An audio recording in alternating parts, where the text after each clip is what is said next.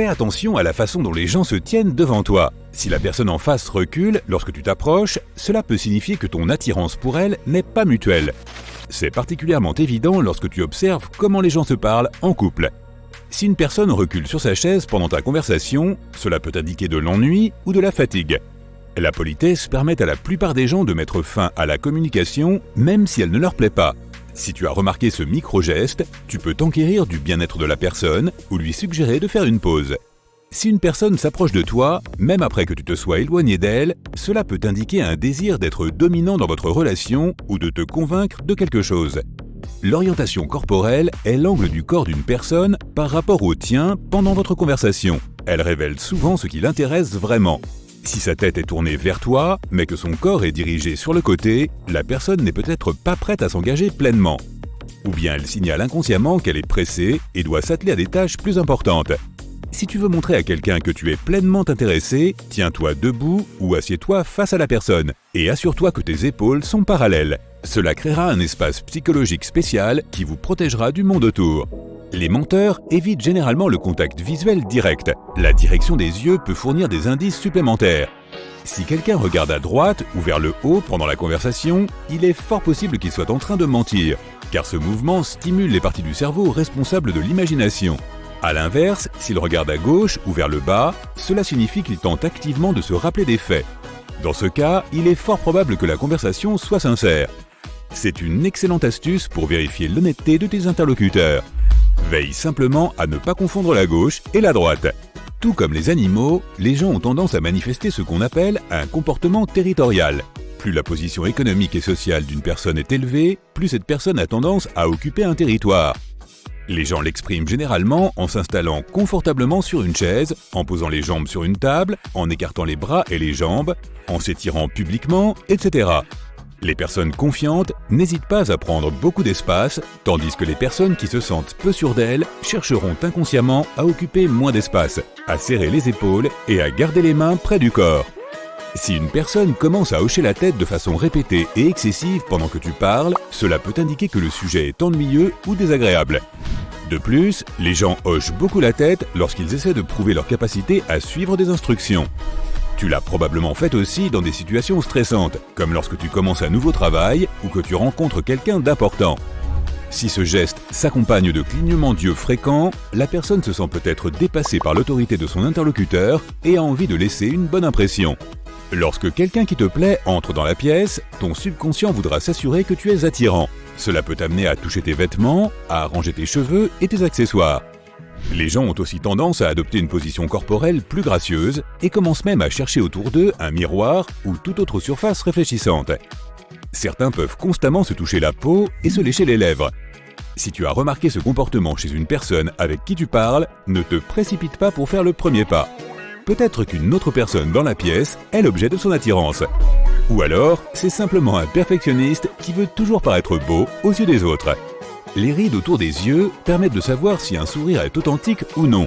Lorsque quelqu'un simule un sourire, tu remarqueras que ses yeux ne sourient pas en même temps que ses lèvres. De plus, les faux sourires ne sont pas contagieux, donc tu ne ressentiras probablement pas l'envie de sourire en retour. La question peut être facilement résolue avec une bonne blague spontanée. Une mâchoire serrée indique l'anxiété. Que tu le remarques ou non, cela se produit inconsciemment. Si tu rencontres quelqu'un qui a les mâchoires serrées, cela signifie que cette personne pense sans doute à quelque chose de stressant. Tes muscles faciaux, notamment tes mâchoires, peuvent rester serrés pendant des années. Le chant et des exercices de relaxation spéciaux aideront à effacer l'empreinte des soucis sur ton visage. Lorsqu'un orateur est nerveux, le stress peut partiellement paralyser sa mâchoire et faire en sorte que sa voix ne soit pas naturelle. Si cet orateur a aussi des hauts-le-cœur nerveux et une respiration irrégulière, c'est que quelque chose le tracasse. Les muscles faciaux montrent les émotions authentiques de façon symétrique. Si un côté du visage est plus expressif que l'autre, cela peut être un signe de simulation d'émotions. N'oublie pas qu'il n'y a pas de visage parfaitement symétrique dans la nature. Si tu connais quelqu'un qui a un tel visage, cette personne est probablement un robot. Les fausses émotions asymétriques se manifestent généralement par un sourcil levé ou un sourire tordu, déformé d'un côté. Lorsqu'une personne vit des émotions intenses, mais essaie de rester calme et autoritaire, cela peut l'amener à cligner des yeux d'un seul œil. Le rougissement soudain est généralement involontaire et déclenché par des émotions intenses telles que la gêne, la timidité, la culpabilité ou des sentiments romantiques. Ces déclencheurs émotionnels obligent le corps à libérer de l'adrénaline qui stimule le système nerveux et dilate les vaisseaux sanguins. Dans la plupart des cas, rougir envoie un signal indiquant que la personne souhaite éviter toute attention inutile. De plus, les joues rouges indiquent souvent des personnes qui ont peur que leurs secrets soient révélés publiquement. Certaines personnes ont génétiquement tendance à rougir plus intensément que d'autres. Même un léger stress peut provoquer une rougeur de la peau sur leurs joues, leurs oreilles et leur gorge. Alors prends ton temps avant de sauter aux conclusions et observe d'autres signes. Lorsqu'une personne étire ses bras dans une posture apparemment confortable, cela signifie qu'elle se sent à l'aise et détendue en ta compagnie. Au contraire, lever une main sous le niveau de la tête indique l'insécurité et la timidité. Lorsque quelqu'un tient sa boisson ou son téléphone au niveau de son cœur, cela peut signifier un désir subconscient de se protéger du monde. A l'inverse, tenir ces objets au niveau de la taille révèle une certaine sécurité et une ouverture à la communication.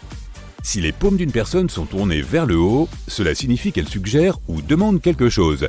La plupart des gens associent les paumes ouvertes à l'authenticité, l'honnêteté et la fidélité.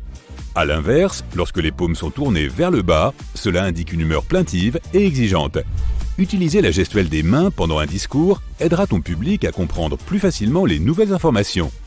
Et c'est juste de ne pas balancer tes bras trop activement ou trop haut.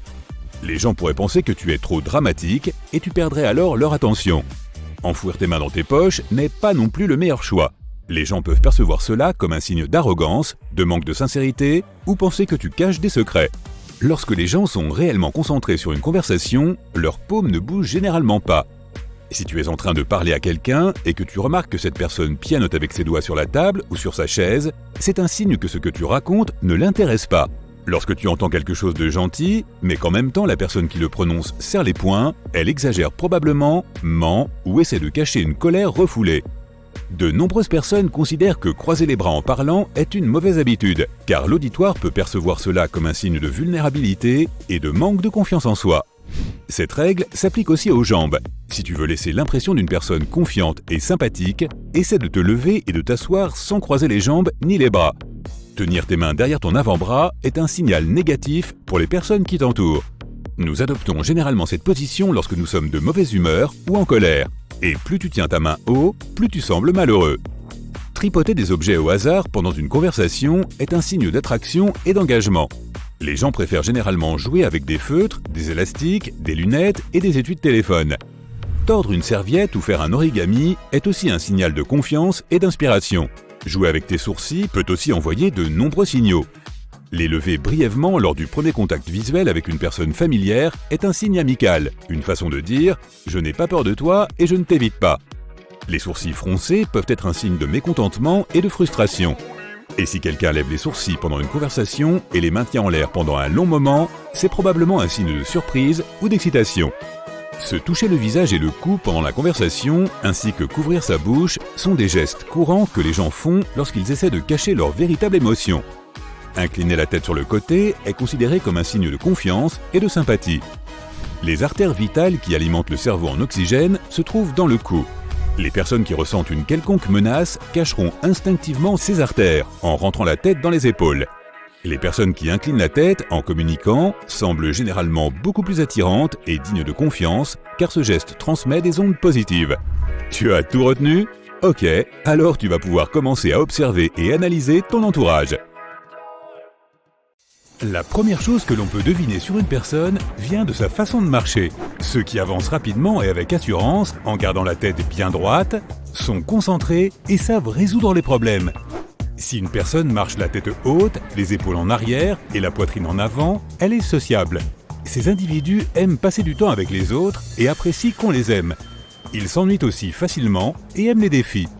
Si une personne marche à un rythme normal et semble détendue, alors elle est, détendue. Elle est calme et a tendance à se concentrer sur les autres plutôt que sur elle-même. Elle est aussi facilement influençable. Ceux qui marchent à un rythme normal, mais à grandes enjambées, sont très sociables et savent écouter les autres. Ils sont loyaux et un peu dépendants des autres.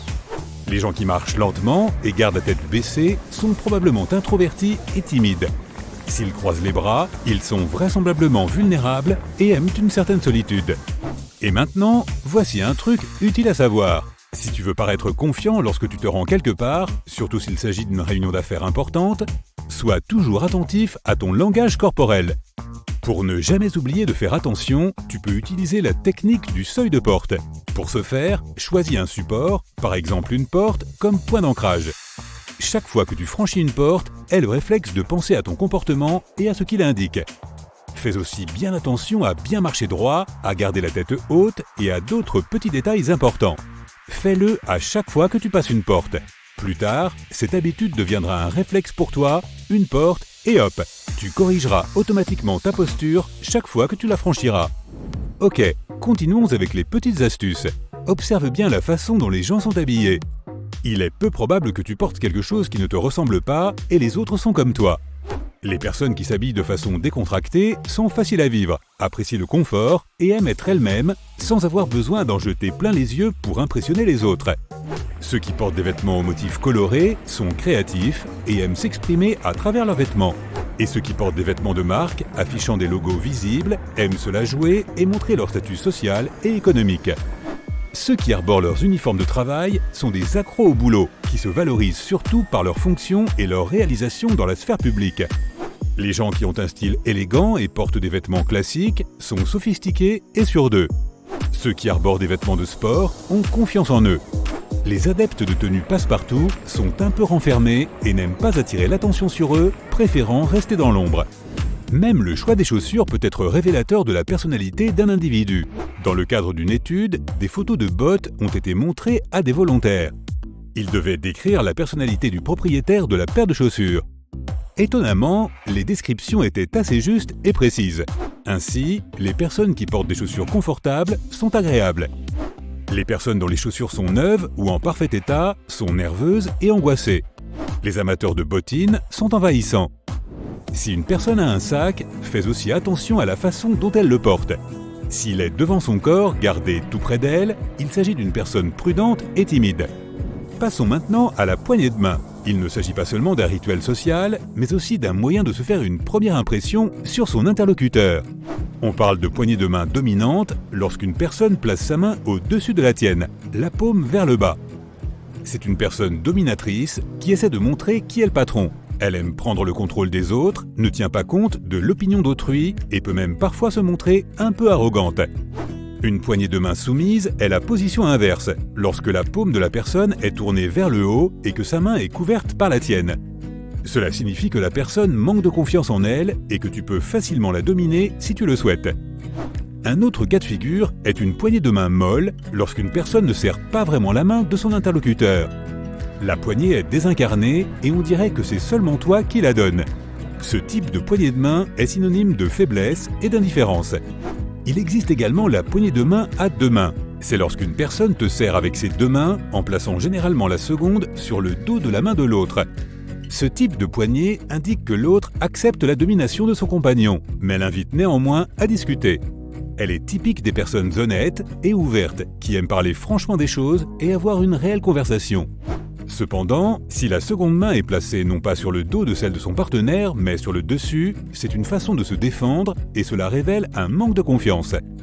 Une autre façon d'utiliser son autre main est de toucher son interlocuteur, dans le dos, sur l'avant-bras ou une autre partie de ton corps. Cela montre que cette personne a besoin de compagnie et souffre d'un manque de communication dans sa vie. Passons maintenant au contact visuel. Lorsque tu parles à ton interlocuteur, fais attention à ses yeux. Les personnes qui maintiennent un contact visuel sont ouvertes. Elles sont intéressées par ce que tu dis et te prêtent vraiment attention. Ceux qui regardent constamment ailleurs sont plutôt nerveux et mal à l'aise. Ou ils sont tout simplement timides. Les personnes timides ne peuvent pas garder le contact visuel longtemps, car elles le considèrent comme envahissant. Si la personne cligne beaucoup des yeux, cela signifie qu'elle est stressée. Et si ses yeux sont plissés, elle se méfie de toi et ne te fait pas vraiment confiance. Fais attention à la façon dont ton compagnon traite les employés qui travaillent dans le secteur des services, comme les restaurants, les hôtels, les magasins et les services alimentaires. Le personnel de service doit être gentil avec le client, mais le client n'est pas obligé de lui retourner l'appareil. Globalement, c'est le client qui est en position de force.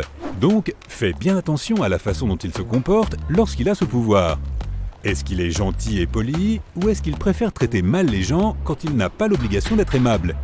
Le pouvoir révèle la véritable personnalité des gens. Si une personne semble être gentille avec toi, mais qu'elle est désagréable avec un serveur dans un restaurant, ce n'est pas quelqu'un à qui l'on peut faire confiance.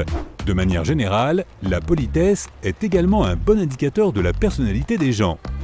Oui, si quelqu'un maîtrise et utilise des mots comme « s'il vous plaît » et « merci », alors il s'agit probablement de quelqu'un de bien, attentionné et empathique, qui respecte les autres. En revanche, s'il est impoli envers les autres, en particulier envers ceux qui ont un statut social inférieur, alors il se croit au-dessus des autres et est tout simplement mal élevé. Il est intéressant de noter que la façon dont les animaux réagissent à une personne peut également en dire long sur sa personnalité. Les animaux ne jugent pas les gens sur leur apparence, leur façon de penser ou leur éducation. Ils sont donc beaucoup plus difficiles à embrouiller que les humains. Les animaux fondent leurs opinions sur les vibrations, le langage corporel et les expressions du visage des gens qui sont beaucoup plus difficiles à contrôler. Selon certains, les animaux ont un sixième sens et peuvent sentir si un être humain est bon ou mauvais. Ainsi, si les animaux apprécient quelqu'un, c'est qu'il s'agit d'une bonne personne. Interroge ton interlocuteur sur ses préférences de lecture. Les personnes qui apprécient les classiques sont empathiques et aiment apprendre à connaître les autres en profondeur. Les amateurs de livres fantastiques sont de grands rêveurs qui aiment s'évader de la réalité et sont parfois hors du monde. Les lecteurs qui aiment les fictions historiques sont des perfectionnistes qui font attention aux moindres détails. Et les amateurs de livres d'horreur sont des aventuriers qui recherchent toujours un peu d'adrénaline. Les personnes qui consultent leur smartphone en permanence sont probablement instables sur le plan émotionnel. Regarder leur téléphone est un moyen pour elles de se remonter le moral. Les gens qui se disputent tout le temps, même lorsqu'il n'y a pas de raison valable, sont narcissiques et égocentriques. En revanche, si quelqu'un polémique, mais pour une raison précise, et choisit soigneusement ses arguments, cela signifie simplement qu'il aime avoir un bon débat contradictoire. Si une personne mange vite, cela peut signifier qu'elle a un niveau élevé d'anxiété, ou bien elle a des places de théâtre et est en retard. De même, fais attention à l'endroit où une personne regarde lorsqu'elle boit dans une tasse. Ceux qui regardent à l'intérieur de la tasse sont des personnes idéalistes et introspectives qui réfléchissent constamment à leurs sentiments et à leurs émotions. Les personnes qui regardent à l'extérieur du gobelet sont généralement extraverties, insouciantes et confiantes. Mais elles peuvent être facilement influencées. Certaines personnes ferment les yeux lorsqu'elles boivent. Cela signifie qu'elles sont soit mal à l'aise, soit plongées dans leurs pensées. Lorsque les gens font teinter les verres, ceux dont la coupe est plus haute ont une haute estime d'eux-mêmes. Et ceux qui placent la leur plus bas se croient moins bien qu'ils ne le sont en réalité. Les personnes très intelligentes ont tendance à avoir une écriture peu soignée. Donc si tu ne peux pas lire une note de ton collègue ou d'une personne que tu viens de rencontrer, ne la juge pas trop sévèrement. Il se peut que tu viennes juste de faire la connaissance d'un génie. J'aimerais que tu fasses attention à la distance entre toi et les gens qui t'entourent. Si ton ami s'éloigne quand tu t'approches de lui, ça peut vouloir dire que votre amitié n'est pas réciproque. C'est particulièrement évident lorsqu'on observe des personnes qui parlent en tête-à-tête. Si une personne s'assoit au fond de sa chaise pendant que tu lui parles, c'est peut-être parce qu'elle s'ennuie ou qu'elle est fatiguée. La politesse freine les gens à couper court à une conversation, même si elle ne leur plaît pas. Si tu remarques ces mouvements chez ton interlocuteur, demande-lui s'il va bien ou s'il a besoin d'une pause. Si quelqu'un t'approche alors même que tu t'es écarté, cela peut signifier que cette personne veut te dominer dans la relation ou te convaincre de quelque chose. L'orientation du corps représente la position de ton interlocuteur par rapport à toi pendant une conversation. C'est révélateur. On peut découvrir qui ou ce qui nous intéresse réellement. En général, on considère que croiser les bras pendant que l'on parle est un signe de vulnérabilité et de manque de confiance en soi. C'est valable aussi pour les jambes. Si tu veux renvoyer une image de confiance et d'amabilité, essaye de te tenir debout sans croiser les bras ou les jambes. Croiser les bras en mettant les mains sous les aisselles est un signal négatif. C'est une position que l'on prend en général lorsqu'on est de mauvaise humeur ou en colère. Plus les mains sont hautes, plus les gens vont te percevoir comme énervé. Comme les animaux, les humains ont un comportement dit territorial. Une personne riche et haut placée va avoir tendance à occuper plus de place. Elle va s'asseoir très confortablement dans sa chaise, mettre ses pieds sur la table, ouvrir ses bras et ses jambes, s'étirer en public, etc. Les personnes qui sont à l'aise n'hésitent pas à occuper de l'espace, alors que les personnes qui n'ont pas confiance en elles-mêmes cherchent toujours à occuper moins de place. Elles rétractent leurs épaules et tiennent leurs mains près du corps. Lorsque les gens tiennent leur boisson ou leur portable à hauteur de leur poitrine, ça peut signifier qu'elles veulent se protéger du monde. Les gens qui tiennent ces objets au niveau de la taille sont généralement des personnes ouvertes et qui se sentent en sécurité. Si les paumes des mains sont tournées vers le haut, cela peut signifier inconsciemment que la personne est en train de suggérer ou de demander quelque chose. Les paumes ouvertes représentent l'honnêteté, la sincérité et la loyauté. Au contraire, lorsque les paumes sont tournées vers le bas, elles indiquent le mécontentement et l'exigence. Si une personne acquiesce excessivement pendant que tu lui parles, c'est peut-être qu'elle considère le sujet de ton discours ennuyant ou déplaisant. Les gens acquiescent trop souvent lorsqu'ils essaient de prouver leur capacité à suivre des instructions. Tu l'as probablement fait dans un moment de stress, comme le premier jour de travail ou lors d'une première rencontre avec quelqu'un de spécial. Si ce geste est accompagné d'un clignement des yeux fréquent, ça peut indiquer que la personne est impressionnée par l'autorité de son interlocuteur et qu'elle veut faire bonne impression. Quand quelqu'un qui te plaît entre dans la pièce, ton inconscient veut s'assurer que tu sois au top. Il se peut que tu te recoiffes ou que tu remettes les vêtements ou tes accessoires en place. Souvent, les gens ont tendance à prendre des poses plus gracieuses et à chercher des miroirs ou toute autre surface réfléchissante. Certaines personnes vont se tripoter la peau ou se lécher les lèvres. Si tu remarques quelqu'un qui fait tous ces gestes pendant que tu lui parles, ne te fais pas trop d'idées non plus. Tu n'es peut-être pas l'objet de leur affection. Il s'agit peut-être simplement d'une personne perfectionniste qui veut être belle aux yeux des autres. Quand quelqu'un force un sourire, tu remarqueras que les yeux, eux, ne sourient pas. Les sourires forcés ne sont pas communicatifs, donc tu ne ressentiras probablement pas l'envie de sourire en retour. La situation peut se détendre avec une bonne blague. Une mâchoire contractée est un signe d'anxiété. Tu ne le remarques pas forcément, ce n'est pas conscient. Si tu rencontres quelqu'un dont la mâchoire est contractée, c'est peut-être qu'il pense à quelque chose de stressant. Sache qu'il n'existe pas de visage parfaitement symétrique dans la nature. Si tu connais quelqu'un qui a un visage symétrique, c'est probablement un robot. Les émotions fausses se manifestent de manière asymétrique, soit avec un sourcil levé, soit avec un sourire tordu. Quand quelqu'un ressent de fortes émotions mais essaye de rester calme et posé, il se peut qu'il ou elle cligne d'un œil. Rougir est une réaction généralement involontaire et causée par des émotions intenses comme la gêne, la timidité, la culpabilité ou l'amour. Ces déclencheurs émotionnels forcent le corps à produire de l'adrénaline qui stimule le système nerveux et dilate les vaisseaux sanguins. Une personne qui réagit comme ça veut probablement éviter d'attirer l'attention ou elle a peur que ses secrets soient révélés. Une personne réellement concentrée sur une conversation ne bouge pas les mains. Si tu remarques que ton interlocuteur tape son poing sur la table ou sur sa chaise, pendant que tu lui parles, tu n'as probablement pas attiré son attention. Si quelqu'un te dit des mots doux en serrant les poings instinctivement, sache que cette personne est probablement en train d'exagérer ses propos, de mentir ou qu'elle essaie de dissimuler son énervement. Pencher la tête sur le côté est considéré comme un geste de sympathie. Les artères qui apportent l'oxygène au cerveau se situent dans le cou. Les personnes qui se sentent en danger vont instinctivement vouloir protéger ces artères en rentrant la tête dans leurs épaules. Les gens qui penchent la tête sur le côté paraissent plus attirants et dignes de confiance parce que c'est un geste qui transmet de la sympathie. Quand tu arrives à une fête, il se peut que tous les regards soient rivés sur toi.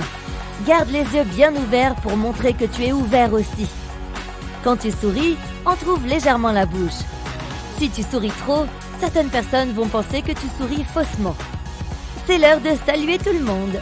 Souviens-toi qu'une poignée de main toute molle peut être considérée comme une insulte. La poignée de main est la première impression, elle est importante. Si tu as une poignée de main ferme, les gens vont penser que tu es ouvert et sociable. Les personnes qui ont une bonne poigne ont plus de chances d'obtenir du travail. Et non, personne n'aime toucher des mains froides, donc réchauffe-les avant de serrer des mains. La façon dont les gens te serrent la main peut te permettre de déceler leurs intentions. Une poignée à deux mains indique que tu peux faire confiance à ton interlocuteur. Si quelqu'un te touche le bras ou l'épaule en te serrant la main, c'est probablement qu'il ou elle manque de capacité de communication. Essaye de complimenter tes interlocuteurs. Selon les psychologues, tout ce qu'on dit influence la façon dont les gens nous perçoivent. Quand tu fais un compliment à quelqu'un et que tu lui dis qu'il est beau, il va inconsciemment commencer à t'apprécier. Ça marche dans l'autre sens aussi. Si tu te plains du comportement de quelqu'un qui ne serait pas gentil, les gens vont commencer à penser que c'est toi qui n'es pas gentil. Pour fédérer encore plus de personnes autour de toi, essaie d'utiliser la technique du miroir. Il faut simplement copier et reproduire le langage corporel de la personne qui est en face de toi. Ça fait toujours plaisir de rencontrer quelqu'un qui nous ressemble. En ce qui concerne le langage corporel, attention à la posture. Ton menton doit être parallèle au sol et les épaules bien en arrière. Quand tu t'assois, croise les jambes, ça aide à avoir une bonne posture. Toucher constamment les gens n'est pas une bonne idée, mais un léger contact peut rassurer tes interlocuteurs sur ton compte.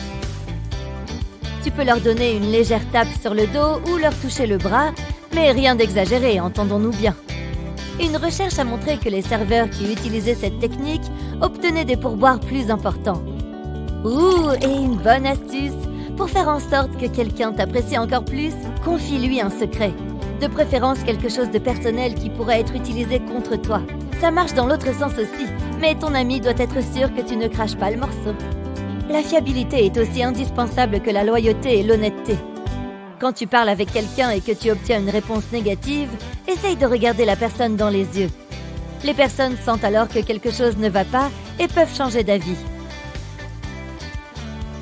Si tu discutes de manière animée avec quelqu'un qui n'est pas d'accord avec toi, parle plus vite. C'est une façon d'empêcher ton interlocuteur de tout saisir et il devra repenser à sa position et changera probablement d'avis. C'est valable dans l'autre sens aussi. Si une personne est d'accord avec toi, parle plus lentement pour lui permettre d'évaluer correctement le message. La lecture du langage corporel permet de déceler les pensées des gens. Si quelqu'un ferme les yeux, il cache quelque chose ou il commence à en avoir marre. Les deux probablement. Quand quelqu'un se touche la bouche, c'est qu'il a peut-être dit quelque chose qu'il ne pensait pas, ou qu'il a un bouton de fièvre.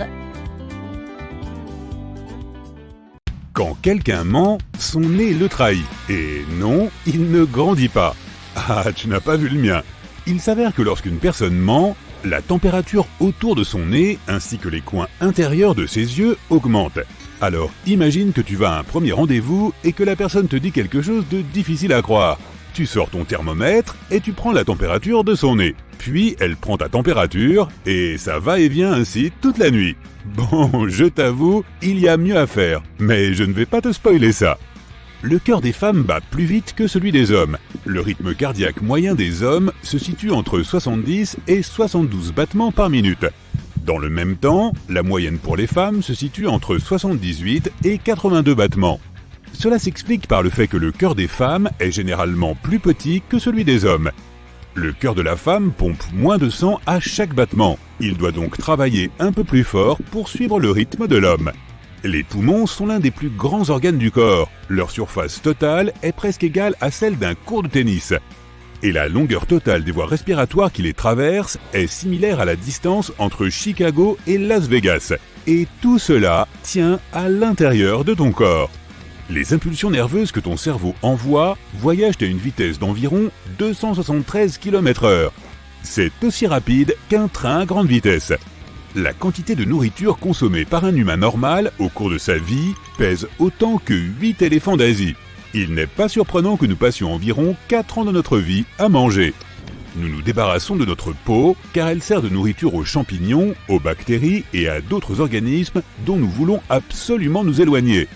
Nous nous débarrassons d'environ 600 000 particules de peau par heure. C'est pourquoi on me traite de poussière.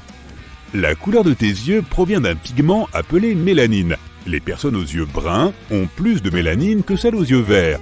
Le sang de ton corps se déplace à une vitesse de 6,4 km/h et atteint ton cerveau en quelques secondes seulement. Certaines personnes peuvent entendre le bruit de leur globe oculaire qui bouge. C'est une maladie rare appelée syndrome de déhiscence des canaux. Elle provoque l'amplification de tous les sons à l'intérieur du corps. Un homme a décrit cela comme entendre ses yeux gratter comme du papier de verre chaque fois qu'ils bougent dans leur orbite. Waouh! Alors je suppose que regarder un match de tennis doit vraiment faire beaucoup de bruit. Lorsque tu vois une personne te sourire, tu sais ce qu'elle ressent, ce qui peut t'inciter à faire de même. Il en va de même pour les bâillements. C'est aussi une sorte de moyen inconscient pour notre cerveau de créer des liens sociaux avec les personnes qui bâillent. Les dents de sagesse avaient autrefois un rôle important. C'était la troisième paire de molaires que nous utilisions pour écraser la viande et d'autres aliments durs dans nos bouches. Lorsque notre cerveau a grandi et que nous avons commencé à manger des aliments plus mous, la structure de la mâchoire a changé, ce qui signifie que nous n'avions plus besoin de ces dents-là. Et c'est pour ça qu'on a perdu de notre sagesse. Non, ce n'est pas pour ça. Quand tu es éveillé, ton cerveau produit de l'électricité. La quantité réelle se situe entre 15 et 25 watts. C'est suffisant pour alimenter une lampe LED. L'électricité provient de la transmission par le cerveau de millions de messages dans tout le corps à chaque seconde. C'est grâce à ces messages que ton cerveau demande à tes bras de bouger, par exemple. Pense à ton corps comme à une autoroute ultra rapide pour les signaux électriques. Tes dents sont la seule partie de ton corps qui ne peut pas se réparer toute seule. C'est pourquoi les dentistes existent. Mais l'émail dont elles sont recouvertes est l'un des éléments les plus résistants du corps humain. Les scientifiques ont remarqué que les personnes ayant de grandes pupilles sont plus aptes à résoudre des problèmes. Ces individus peuvent également mieux se concentrer et ne pas se laisser distraire. Tu disais ? Même leur mémoire est plus précise. Nous ne connaissons pas encore les raisons de ce phénomène, mais beaucoup de gens pensent que c'est parce que la pupille est liée à un endroit du cerveau qui déclenche les capacités mentales. Quoi ? Les humains peuvent utiliser l'écholocation comme les baleines ou les chauves-souris. Certains aveugles peuvent obtenir des informations sur leur environnement par des sortes de flashs en relief 3D et ont un sens aigu de la texture et de la densité. Ils obtiennent des informations grâce aux ondes sonores. Notre cerveau les traite différemment des ondes lumineuses. L'écholocation utilise certaines parties du cerveau que les voyants utilisent pour la vision. Les cellules de ton squelette ne cessent de se régénérer. C'est pourquoi tu as un nouveau squelette tous les 10 ans environ. Ce processus ralentit avec l'âge et la régénération prend plus de temps. C'est l'une des principales raisons pour lesquelles les os deviennent plus fins. Tu as sûrement entendu parler des serpents qui perdent leur peau. Mais les humains le font aussi. La couche externe de ta peau mue toutes les 2 à 4 semaines. Cela représente environ 2 kg de peau par an. C'est le même poids que celui d'un ananas. Burk! L'émail de nos dents est la substance la plus dure du corps humain. Il est composé à 96% de minéraux. Il faudrait rester debout pendant plus de 2 heures pour brûler la même quantité d'énergie qu'en 30 minutes de marche. La cornée de ton œil est la seule partie de ton corps qui ne reçoit aucun flux sanguin. Elle ne reçoit que de l'oxygène. La langue est le seul muscle dont les extrémités ne sont pas reliées à un os. Les autres muscles relient 2 os à leurs 2 extrémités parce que c'est ainsi que nous tirons et faisons un mouvement. La langue est reliée à l'os hyoïde, à une extrémité qui fait partie du cou, mais il n'y a rien de l'autre côté. Ton odorat est le seul sens qui va directement à la partie du cerveau qui contrôle tes émotions et tes souvenirs. Est-ce que j'ai parlé de ton pancréas ? Il contient des cellules réceptrices du goût qui lui permettent de détecter non seulement le sucre, mais aussi les édulcorants artificiels. Il utilise les données gustatives pour équilibrer les hormones. Quelqu'un a réellement compté ça, et tu avales ta salive 600 fois par jour, 1 fois par minute lorsque tu es éveillé, et environ 3 fois par heure lorsque tu dors. Une personne normale possède 10 000 papilles gustatives, mais en vieillissant, certaines de ces cellules ne sont pas remplacées.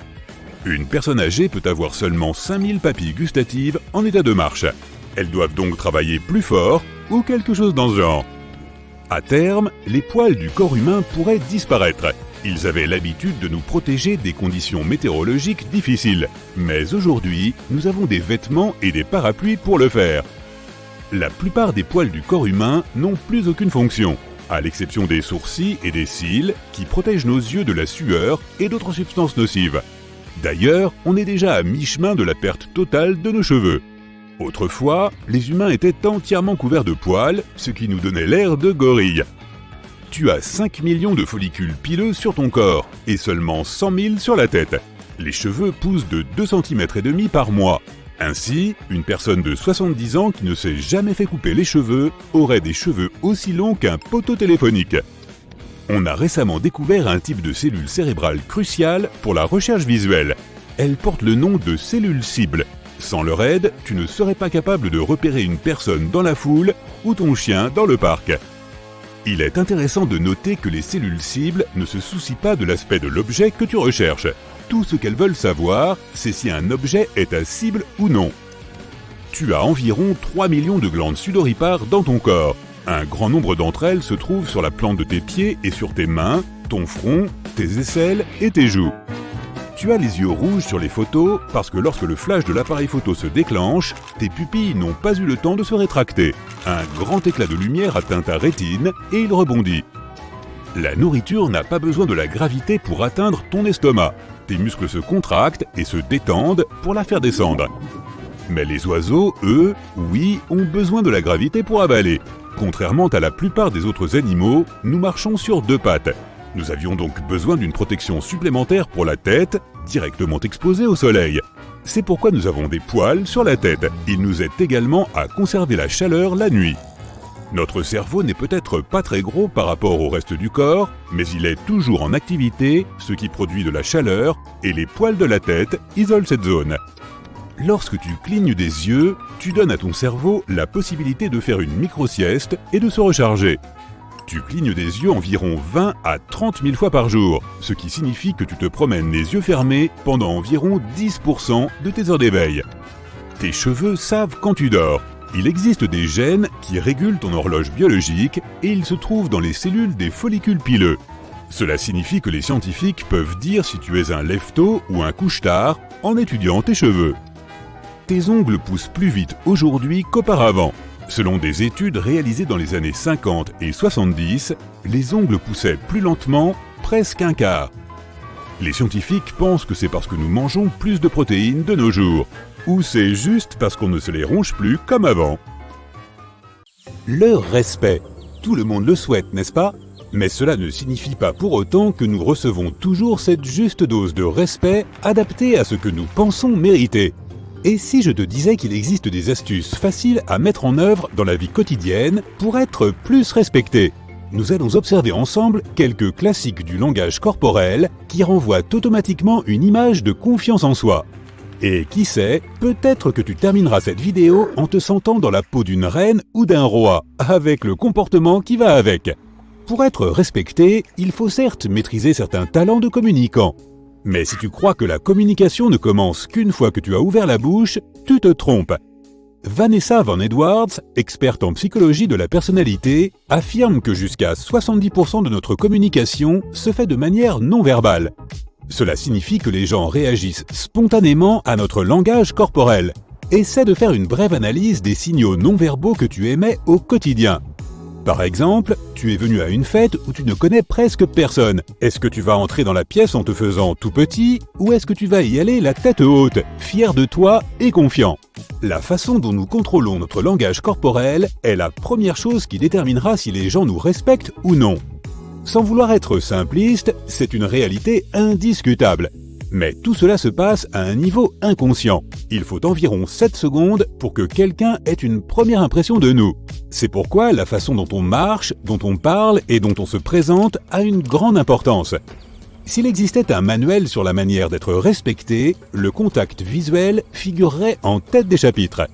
Tu as probablement déjà entendu dire que le contact visuel est indispensable dans n'importe quelle situation, n'est-ce pas ? Les gens qui ne peuvent pas regarder une autre personne dans les yeux au cours d'une conversation sont considérés comme peu sur deux, voire faibles. C'est vrai, mais c'est aussi très désagréable de parler à quelqu'un et que cette personne n'arrête pas de fixer notre visage, n'est-ce pas ? Des études ont en effet montré que le fait de maintenir en permanence un contact visuel à 100% avec une personne est la chose la plus anormale que l'on puisse faire. En réalité, personne ne fixe le regard d'une autre personne sans détourner naturellement les yeux pendant 1 ou 2 secondes pour réfléchir à la conversation. Sache que le pourcentage de contact visuel acceptable et considéré comme bénéfique est de l'ordre de 50 à 70%. Par conséquent, si ton objectif principal est d'être traité avec plus de respect, tu dois être capable d'évaluer la situation dans laquelle tu te trouves. Supposons que tu sois en train de te disputer. Le fait de maintenir un contact visuel direct peut montrer que tu es fermement fixé sur ton point de vue et que tu n'as pas l'intention de faire marche arrière. Mais si ton intention est de rétablir l'harmonie dans un litige, tu peux tout à fait détourner le regard de temps en temps. En baissant les yeux, on indique que l'on ne veut plus se battre et que l'on préfère résoudre le conflit de manière plus diplomatique. Maintenant que nous avons fait le tour de la question, parlons des mouvements des mains. La règle d'or est la suivante. Tu dois t'adapter à la taille de ton auditoire. Pour attirer l'attention d'une foule nombreuse, il faut augmenter l'ampleur de ces mouvements. Par exemple, ouvrir grand les bras pendant que tu racontes une histoire ou tout autre comportement qui te fera paraître plus imposant que tu ne l'es en réalité. Autre conseil, ne cache jamais tes mains. Si tu les dissimules, tu perdras des points de respect aux yeux de ton interlocuteur. Garde à l'esprit que lorsque tu caches tes mains, tu envoies le signal que tu ne dis pas toute la vérité aux autres. Cela peut donc donner l'impression que tu n'es pas digne de confiance. Évite donc de mettre tes mains dans les poches, même si tu n'es pas du tout à l'aise. Ah, et surtout, ne t'agrippe pas à ta chaise, car cela envoie un message d'anxiété et d'angoisse à ton entourage. Autre point important, ne te précipite pas, jamais pour rien. Tes mouvements doivent toujours indiquer que tu es décontracté. Ne sois donc jamais pressé ni intimidé. Cela contribue à transmettre un sentiment de puissance. Il faut montrer que tu es maître de la plupart des situations de ton existence.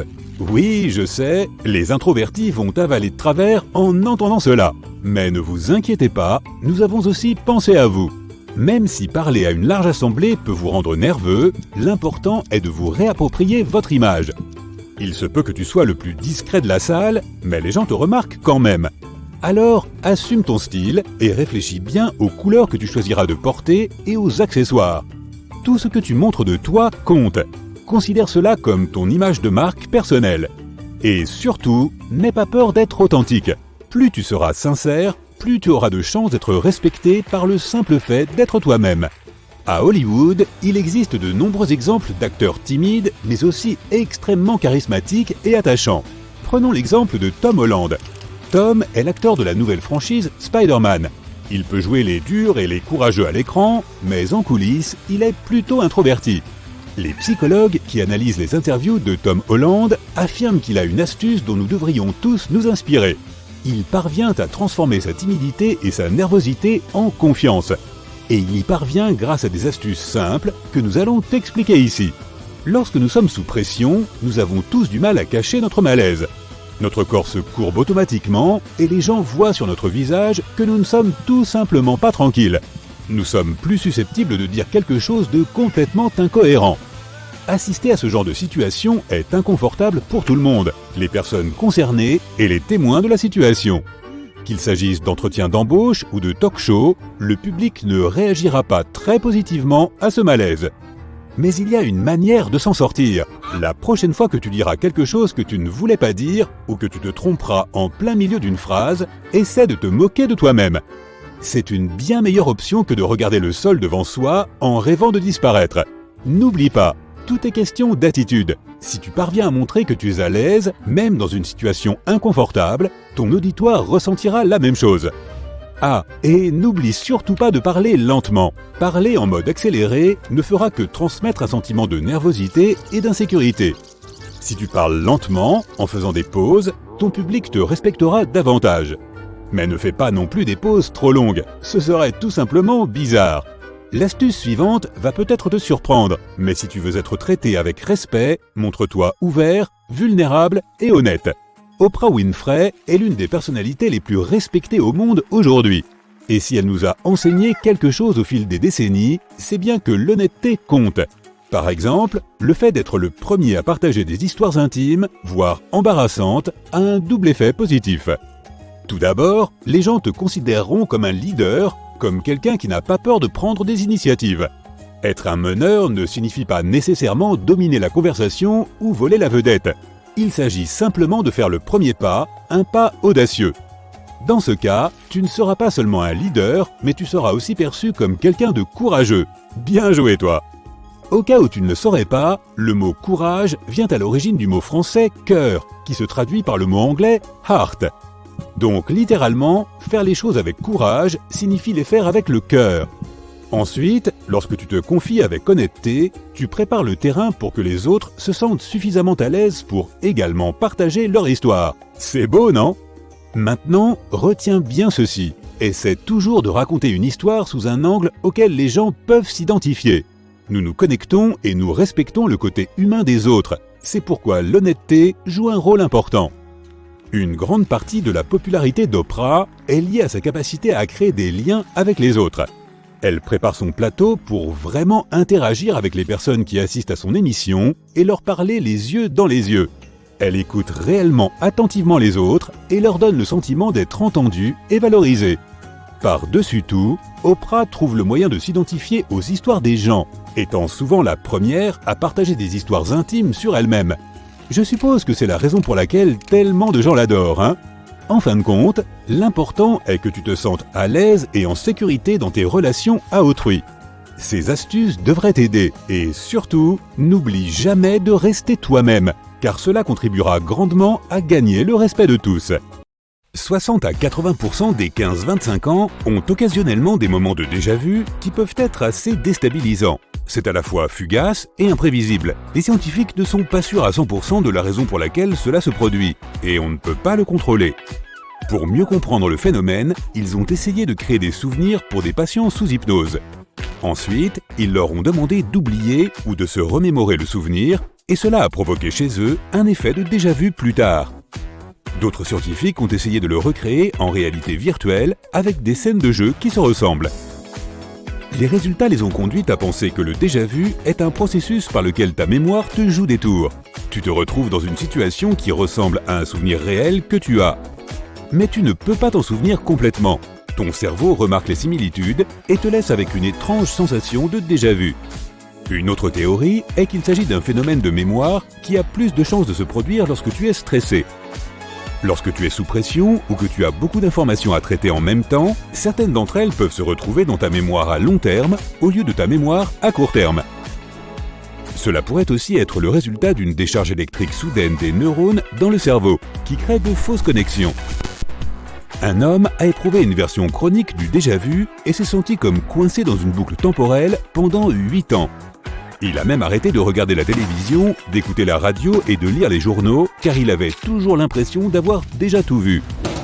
Chaque épisode durait quelques minutes et il avait l'impression de vivre dans un film bizarre. Ses scanners cérébraux semblaient pourtant normaux.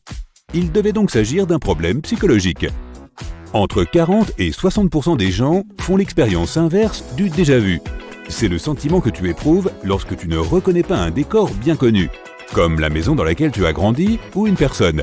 Un mot que tu as connu toute ta vie peut aussi te sembler soudainement étrange, et même ton propre visage dans le miroir. Si ton cousin prétend être un expert en géographie, puis soutient que Paris est la capitale de l'Italie lors d'une fête de famille, il est probablement sous le coup de l'effet Dunning-Kruger. Les personnes incompétentes dans un domaine ne sont pas capables d'évaluer leur niveau de compétence. Elles refusent de reconnaître leurs propres erreurs et l'expertise des autres. Cela se produit parce que tu as besoin des mêmes connaissances et compétences pour être bon dans un domaine que pour reconnaître que tu ne l'es pas. Même un faible niveau de connaissance peut parfois te faire croire que tu es un expert dans un domaine. Plus on étudie le sujet, plus on se rend compte qu'il y a encore beaucoup à apprendre. C'est pourquoi les personnes qui en savent beaucoup sur un sujet sous-estiment souvent leurs compétences et doutent de ce qu'elles savent. En cas de doute, demande l'avis d'autres personnes en qui tu as confiance. Les horoscopes et les tests de personnalité donnent souvent l'impression d'avoir des résultats très personnalisés, en raison de l'effet Barnum. Ton cerveau comble les lacunes des affirmations vagues et générales qui pourraient être vraies pour n'importe qui, et te force à les associer à ta propre vie. Cela fonctionne particulièrement bien avec les déclarations positives, car ton cerveau traite généralement les déclarations négatives avec plus de scepticisme. Les sites web et les applications de divertissement utilisent désormais cet effet pour te vendre des produits soi-disant personnalisés. Si tu as un épi dans les cheveux ou une tache sur ta chemise blanche, tu es persuadé que tout le monde te regarde à cause de l'effet de projecteur. Lorsque tu te concentres sur un détail, ton cerveau te fait croire que tout le monde est également concentré dessus. Tu es naturellement le centre de ton propre univers et tu vois le monde à travers tes expériences et ta propre perspective. Les autres font de même, alors ne t'inquiète pas de cette tâche. Lorsque tu manges au restaurant avant un entretien d'embauche important, tu peux avoir l'impression que tout le monde dans la salle sait exactement à quel point tu es nerveux à ce moment-là. Cet effet s'appelle l'illusion de transparence. Il est causé par les mêmes raisons que l'effet de projecteur. Une bonne façon de le surmonter est de se rappeler que les autres n'ont pas un accès total à tes pensées et à tes sentiments, et qu'ils ne peuvent pas lire dans tes pensées. L'effet halo te pousse à juger les actions de quelqu'un en fonction de la façon dont tu l'apprécies. Si tu trouves quelqu'un attirant, ton cerveau en conclut qu'il est aussi intelligent et sympathique. Lorsqu'une personne est positive et enthousiaste au travail, cela peut souvent éclipser son manque de compétences et faire en sorte que les autres la considèrent comme plus professionnelle qu'elle ne l'est réellement. A l'inverse, si tu n'aimes pas quelqu'un, tout ce qui le concerne, comme sa façon de parler ou de mâcher, te tape sur le système. Au fur et à mesure que les épisodes négatifs liés à cette personne s'accumulent, les connexions neuronales associées dans ton cerveau se renforcent et t'incitent à te concentrer uniquement sur tout ce qu'elle peut faire de travers. Le cerveau déforme même les faits la concernant pour qu'ils correspondent à ton point de vue et t'empêche de remarquer ses côtés positifs. Le biais de confirmation te pousse à trouver la validation de ce que tu crois dans à peu près n'importe quoi. Tu rassembles les informations de manière sélective en ignorant même les faits évidents qui s'opposent à tes idées préconçues. C'est pourquoi, lorsque tu navigues sur Internet, tu as plus de chances de remarquer des liens qui soutiennent ton opinion sur un sujet plutôt que ceux qui la réfutent. C'est un moyen pour ton cerveau de trier et de traiter d'une manière ou d'une autre les quantités illimitées d'informations qui t'entourent. De plus, penser que ton point de vue est exact améliore ton estime de soi. L'effet d'ancrage est une astuce de l'esprit qui te conduit à t'en tenir à la première impression de quelqu'un ou de quelque chose et qui affecte ensuite tes décisions. Si tu vois un cappuccino à 6 € en haut d'un menu d'un café, un americano à 3 € te semble être une bonne affaire. Tu le prends sans penser qu'il est encore trop cher, car le premier prix que tu as vu était bien plus élevé. Pour empêcher l'ancrage de te forcer à prendre de mauvaises décisions, tu dois trouver plus d'informations et peser toutes les options. Lorsqu'une urgence survient et que tu t'attends à ce que quelqu'un d'autre intervienne pour aider, il s'agit de l'effet spectateur. Plus il y a de passants autour de toi, moins il y a de chances que l'un d'entre eux fasse quelque chose. Cela te fait sentir moins responsable de la situation. À cause de l'influence sociale, tu regardes les autres et tu copies leur comportement qui consiste à ne rien faire. Si tu dis « je suis déçu que tu sois là » au lieu de « je suis content que tu sois là », c'est un lapsus freudien classique. Ce sont de véritables fenêtres sur ton inconscient. Ils se produisent surtout lorsque tu es fatigué ou émotionnellement débordé. Ton cerveau en profite et te pousse à dire ce que tu as le plus peur de dire. Ton cerveau te convaincra toujours que tu as échoué pour des raisons indépendantes de ta volonté. Si tu as eu de mauvais résultats à tes examens, c'est parce que ton chien n'a jamais cessé d'aboyer et t'a empêché de réviser. Si tu as cassé le vase, c'est parce que ton téléphone a sonné et t'a fait peur. Toutes ces excuses inventées sont les tentatives de ton cerveau pour protéger ton estime de toi et surmonter ta peur de l'échec. Lorsque tu réussis quelque chose, tu crois toujours que c'est le résultat de tes compétences et de tes efforts. Même si c'est par accident, ton cerveau te convaincra que tu le mérites complètement. Le déclinisme est le terme officiel désignant le fait d'idéaliser le passé et de voir le présent et l'avenir sous un jour négatif. Cela te fait croire que les choses sont pires aujourd'hui qu'elles ne l'étaient avant. La télévision et les médias sont en partie responsables de ce phénomène. Tu vois des tonnes de nouvelles négatives et choquantes, ce qui confirme tes croyances. Le présent est effrayant et l'avenir est incertain. Cela arrive aussi à cause de l'instinct de survie. Pour transmettre leurs gènes, les humains doivent constamment faire attention aux menaces et aux dangers. Si ta nouvelle collègue oublie la clé USB contenant un projet de groupe chez elle, tu vas en conclure qu'elle est irresponsable. Si tu fais la même chose, tu vas te dire que c'est à cause de circonstances malheureuses. Il s'agit là d'une erreur fondamentale d'attribution. Tu expliques les erreurs des autres par leur mauvaise personnalité et les tiennes par des facteurs externes. Ta mémoire ne fonctionne pas comme une caméra qui enregistre chaque moment exactement comme il s'est passé. Elle est beaucoup plus sélective et imprécise. Il est assez facile de déformer les souvenirs de quelqu'un ou même d'en créer de faux. Cela peut être aussi simple que de montrer à quelqu'un une vidéo à laquelle il n'a pas participé tout en lui faisant croire qu'il était là. Tu oublies aussi beaucoup d'informations, des détails inutiles de tous les jours aux choses véritablement importantes. Le cerveau fonctionne comme un filtre qui trie les expériences douloureuses du passé et fait de la place aux nouveaux souvenirs. Tes fous rires pendant des moments sérieux ne sont pas des rires du tout. Il s'agit d'un mécanisme de défense qui t'aide à traverser les moments difficiles. Même si certaines personnes peuvent le comprendre, il y a de grandes chances que tu ressentes un malaise extrême si cela devait arriver. Pour éviter de rigoler au mauvais moment, tu dois à tout prix remplacer ce type de comportement par quelque chose qui va détourner ton attention. Tu peux par exemple te lécher ou mordre les lèvres, ou encore te mordre l'intérieur des joues, ou même te pincer. La douleur soudaine t'empêchera de rire, ou pas. Le fait de toucher des trucs est une autre solution. L'essentiel est de trouver quelque chose qui puisse te distraire. Il peut s'agir de cliquer sur un stylo, d'appuyer sur des touches de téléphone ou même de tripoter tes boucles d'oreilles. Si tu ne peux pas t'en empêcher, la seule solution possible est de partir. Trouve une bonne excuse. Tu peux dire que tu te sens nauséeux ou que tu as besoin de prendre l'air afin de pouvoir éclater de rire à l'abri des regards. Le rire peut être un bon remède lorsque tu te sens stressé, mais par moments, il peut être un peu déplacé. Parfois, fuir ne semble pas possible et se mordre les lèvres n'aide pas. Dans ce cas, tu peux essayer de te concentrer sur une seule couleur dans la pièce. Trouve tous les objets jaunes autour de toi, puis les objets rouges et ainsi de suite. Même un objectif aussi simpliste peut t'aider à reprendre le contrôle de tes émotions. Chante ta chanson préférée, compte de 1 à 20 ou récite la publicité bizarre que tu as vue à la télévision. Il faut généralement moins d'1 minute pour te calmer lorsque tu arrêtes de penser à quelque chose qui te rend nerveux. Lorsque tu arrives à une soirée, il y a de fortes chances que tous les regards se tournent vers toi. Garde les yeux grands ouverts pour montrer que toi aussi tu t'ouvres au monde. Lorsque tu souris, garde la bouche légèrement ouverte. Si le sourire est trop large, certaines personnes pourraient penser qu'il est un peu faux. Il est temps de saluer tout le monde ici. Rappelle-toi qu'une poignée de main molle peut être assez déconcertante. Après tout, c'est la première impression que tu donnes. Si ta poignée de main est ferme, les gens pensent instantanément que tu es une personne extravertie et sociable. En plus, les personnes qui ont une poignée de main ferme ont plus de chances de trouver un job. Ah, et personne n'aime toucher des mains froides, alors réchauffe-les avant de serrer des mains. La façon dont quelqu'un te serre la main peut montrer ses intentions. Une poignée de main à 2 mains signifie qu'on peut faire confiance. Et si quelqu'un te touche le bras ou l'épaule tout en te serrant la main, cela signifie probablement que cette personne manque de communication. Porte toujours ton sac avec la main gauche. La droite doit toujours être prête pour une poignée de main. Il n'est pas vraiment pratique de changer de main au moment où tu dois saluer une personne lors d'une réception. Une autre astuce pour paraître plus sociable à n'importe quel événement est de toujours tenir un verre. De cette façon, les gens autour de toi croient en quelque sorte que tu es plus abordable. Qu'il s'agisse d'un vieil ami ou d'une personne que tu viens de rencontrer, utilise toujours le prénom de la personne à qui tu parles. Oui, il y a peut-être des centaines d'invités à un événement, mais si tu répètes leur nom en leur parlant, ils se sentiront spéciaux. J'avais une amie à l'école qui pouvait se souvenir des prénoms de toutes les personnes qu'elle rencontrait à une soirée.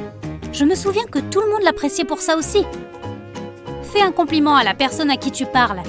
Les psychologues affirment que tout ce que nous disons influence la façon dont les gens nous perçoivent. Lorsque tu fais un compliment et que tu dis à quelqu'un qu'il est superbe, il commence inconsciemment à penser que tu es gentil. Cela fonctionne dans les deux sens. Si tu te plains que quelqu'un n'est pas gentil, les gens pourraient penser que c'est toi qui n'es pas gentil et non la personne dont tu parles. Pour que les gens t'apprécient encore plus, et c'est la technique du miroir. Il s'agit essentiellement de refléter et de répéter le langage corporel de ton interlocuteur. C'est toujours agréable de rencontrer quelqu'un comme toi. En ce qui concerne le langage corporel, attention à ta posture. Garde le menton parallèle au sol et les épaules en arrière tout le temps.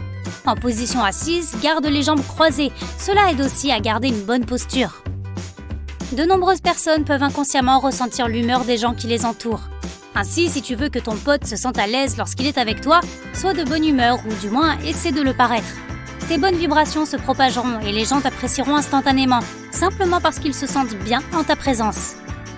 Attends-toi à de bonnes choses de la part des gens. Cela peut sembler totalement bizarre, mais si tu penses que quelqu'un n'est pas gentil, tu te comporteras d'une manière qui révélera toutes les pires choses sur cette personne. Il y a de fortes chances pour qu'elle ne soit pas vraiment sympa avec toi. Si, au contraire, tu te montres aimable, la plupart des gens feront de même. Celle-ci est plutôt illogique. Si tu es trop gentil et altruiste, certaines personnes pourraient ne pas vouloir travailler ni se lier d'amitié avec toi. Cela semble bizarre, mais le problème est que les personnes altruistes peuvent pousser les autres à penser qu'elles ne sont pas à la hauteur. D'autres encore ne croient tout simplement pas en la sincérité des personnes altruistes. Eh oui, personne n'aime vraiment Monsieur et Madame Parfait.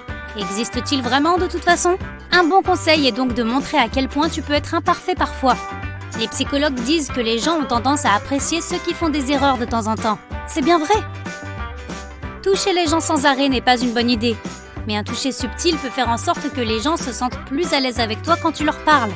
Tape-leur légèrement dans le dos ou touche leurs bras, mais pas jusqu'à l'extrême. Une expérience a montré que les serveuses qui utilisaient cette technique en rendant la monnaie gagnaient des pourboires plus importants. Bim! Pour que quelqu'un t'apprécie encore plus, essaie de lui révéler un secret. Il doit s'agir de quelque chose de personnel qui pourrait être utilisé contre toi. Cela fonctionne dans les deux sens, mais ton nouvel ami doit être sûr que tu ne balanceras rien. La fiabilité est aussi importante que la loyauté et l'honnêteté. Des questions informelles comme « Quelle est ta couleur préférée ?» sont acceptables, mais « Parle-moi de ton premier amour » pourrait probablement t'aider à mieux connaître cette personne. Quoi qu'il en soit, sois prudent avec ce genre de questions et vas-y seulement si tu es sûr que tu ne blesseras personne. Ton comportement sur Internet forme l'impression générale que les gens ont de toi.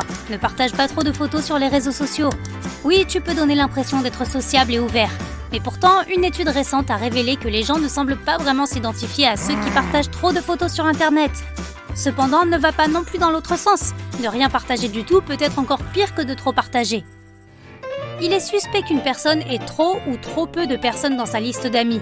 Une autre étude a révélé que le nombre idéal pour être apprécié est d'environ 300 personnes. Les personnes qui ont moins de 100 personnes dans leur liste ont un faible capital sympathie, tandis que celles qui ont plus de 300 sont considérées comme cherchant la popularité ou trop axées sur les réseaux sociaux.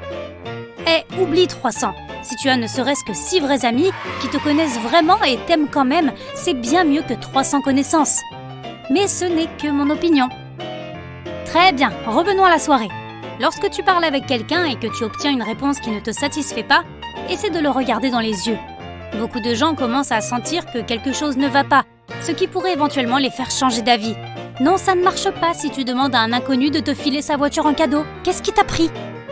Lorsque tu as une discussion houleuse et que ton adversaire n'est pas d'accord avec toi, commence à parler plus vite. Ainsi, il n'aura pas le temps de tout assimiler, il devra réfléchir à nouveau et probablement reconsidérer son opinion. Cela fonctionne dans les deux sens. Si une personne est d'accord avec toi, commence à parler plus lentement pour qu'elle puisse évaluer correctement le message. Encore une fois, parler vite ne te permettra pas d'obtenir gratuitement la voiture d'un parfait inconnu.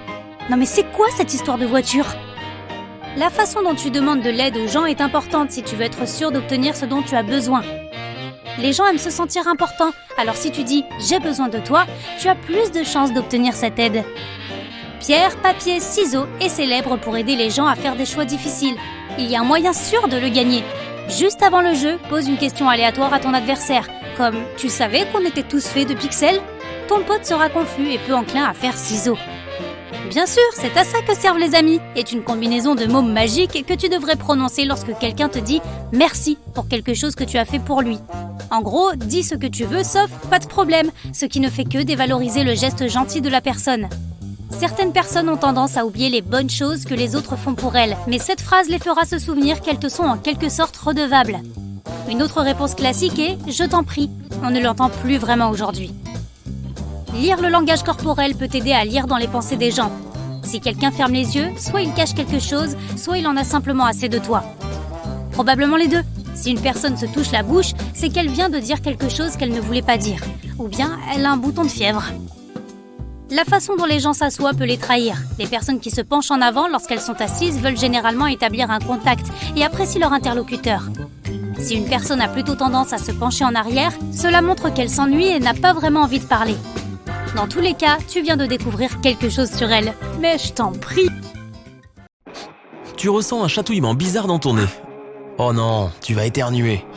Ça va faire un bruit du tonnerre dans le silence complet de la salle de conférence. Pour ne pas attirer l'attention, frotte ton palais avec ta langue. 5 à 10 secondes suffisent généralement pour se débarrasser de l'envie d'éternuer. Ou tu peux te pincer le nez au niveau des narines, comme tu le fais quand quelque chose sent mauvais. Pincer l'arête de ton nez, juste en dessous de tes sourcils, peut aussi t'aider. Mais quoi que tu fasses, ne regarde pas une source de lumière vive. Environ un tiers des gens éternuent lorsqu'ils regardent le soleil ou même une ampoule. Imagine que tu discutes avec quelqu'un et qu'il ne te laisse pas en placer une. Si tu penses que c'est impoli de l'interrompre, laisse tomber ce que tu as dans tes mains. Si ce n'est pas ton smartphone ou ton ordinateur portable, bien sûr. Ou tu peux faire semblant d'être maladroit et renverser quelque chose.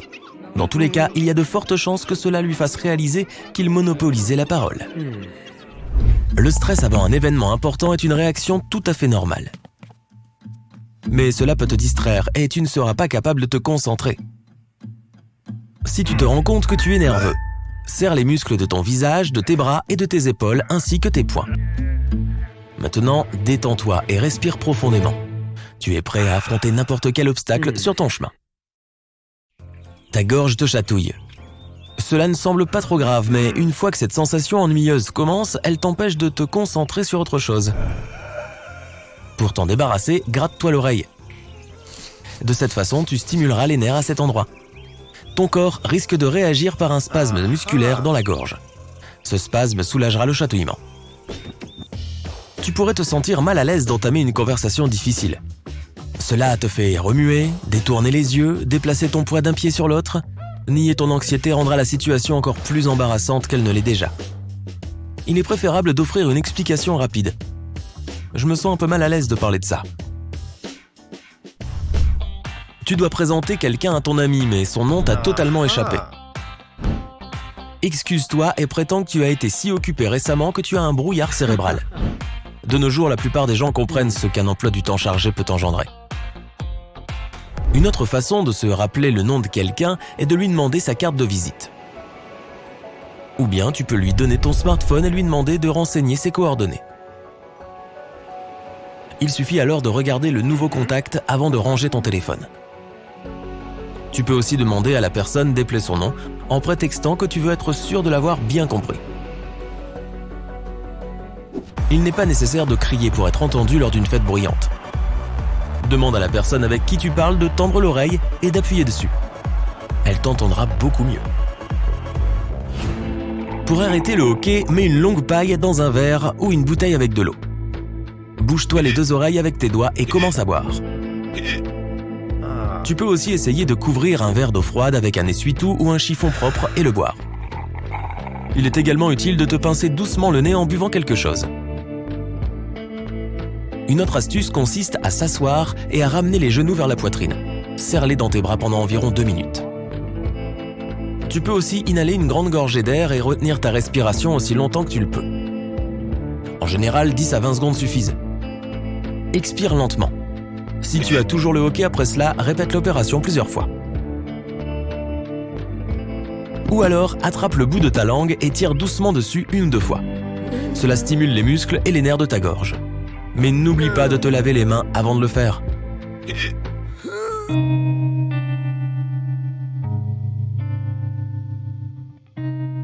Si tu sens que tu es ému et que tu as les larmes aux yeux, lève les yeux et retiens ta respiration pendant quelques secondes. Puis expire lentement. Tu devrais te sentir mieux. La réunion est terminée. Il est temps de quitter la salle. Seulement, tu ne peux pas ramasser tes notes. Ton bras est engourdi. Essaie de serrer et de desserrer ton poing. Cela fera circuler le sang, ce qui soulagera tes nerfs. Tu peux aussi balancer doucement ta tête d'un côté à l'autre. Lorsque les nerfs de ton cou sont contractés, cela peut entraîner des picotements dans les mains et les bras. En balançant la tête, les muscles de ton cou se détendent et la pression se relâche. Les téléphones aiment auto-corriger tes messages en quelque chose d'embarrassant. Si tu remarques ton erreur après avoir déjà envoyé le message, tu peux soit t'excuser, soit en rire. Quelque chose comme « Waouh, apparemment mon téléphone a le sens de l'humour ». Une réunion importante est sur le point de commencer, mais tu te sens plus qu'un peu fatigué. Pour ne pas t'assoupir pendant que ton patron fait une présentation, prends une grande respiration et retiens-la pendant plusieurs secondes. Puis, relâche-la. Tu te sentiras un peu plus énergique. Il est courant de se sentir gêné, nerveux ou timide en parlant à de nouvelles personnes. Au lieu de rougir ou de détourner le regard, suis la règle des 3 secondes de contact visuel. Cela ne te mettra pas mal à l'aise, mais montrera ton intérêt. Si quelqu'un t'explique quelque chose, le contact visuel peut durer un peu plus de 3 secondes. C'est un moyen sûr de prouver que tu es attentif. L'anxiété peut te paralyser au pire moment possible. Pour faire face à ce problème, réserve un créneau horaire pour tes soucis. Réserve-toi 15 minutes chaque jour et inquiète-toi autant que tu veux. Mais une fois le temps écoulé, tu dois arrêter de penser aux choses qui te rendent nerveux. Toutefois, essaie de ne pas le faire avant d'aller te coucher. Cela pourrait t'empêcher de t'endormir.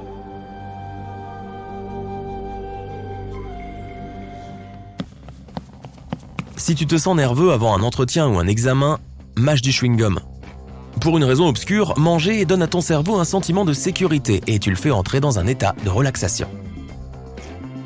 Après avoir mangé quelque chose de très froid, comme un esquimau, les nerfs du palais commencent à geler. Ton corps en conclut que ton cerveau se refroidit lui aussi. Pour compenser, il surchauffe, ce qui entraîne un mal de tête dû à la glace. Au lieu de faire la grimace et de gémir, presse ta langue contre ton palais. Cela la réchauffera presque instantanément. Essaie de couvrir autant d'espace que tu le peux. Quand tu demandes quelque chose dont tu as besoin, utilise toujours le mot « parce que ». Cela fait croire aux gens qu'il y a une raison sérieuse à ta demande.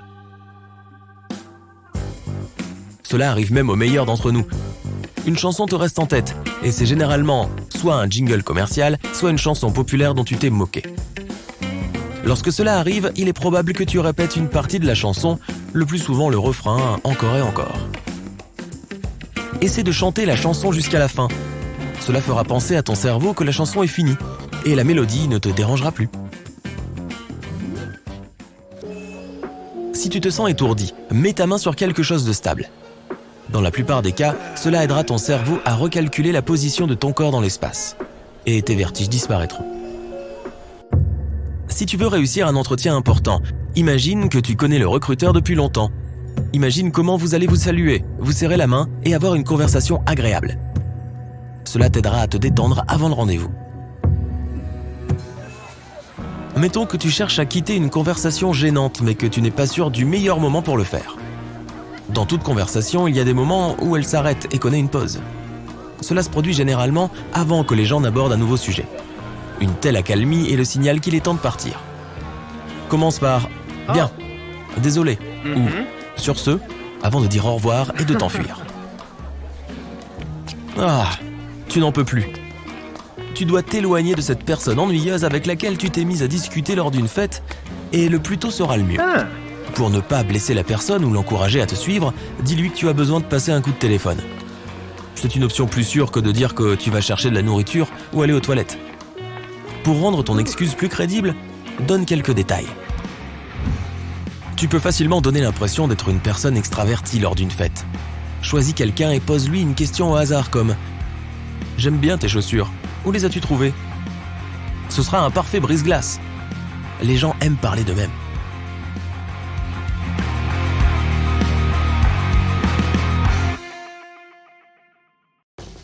Quoi de plus savoureux que des chips salées et croustillantes ? Tu ne trouveras peut-être pas le succès au fond d'un paquet de chips, mais les gens qui apprécient ce type d'apéritif sont souvent des ambitieux, qui réussissent aussi bien dans leur vie de famille que dans les affaires.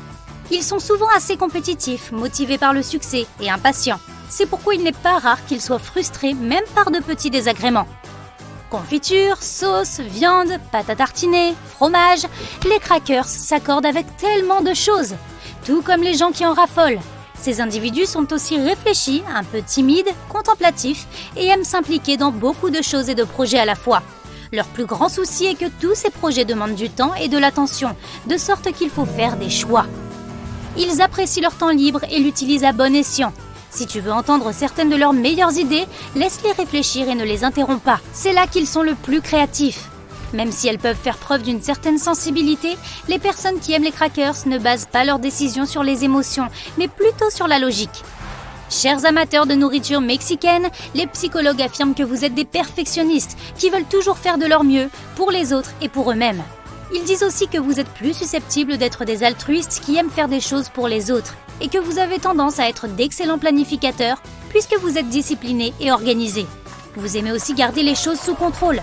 Quand vous étiez à l'école, un 18 sur 20 ne suffisait pas, alors vous alliez négocier avec le prof pour obtenir un 20.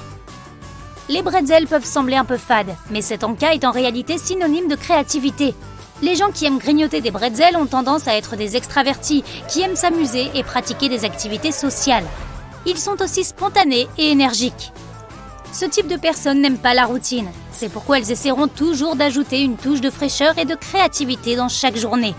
Elles recherchent toujours la nouveauté, préfèrent être dans des groupes plus importants et se sentent mieux lorsqu'elles sont bien habillées.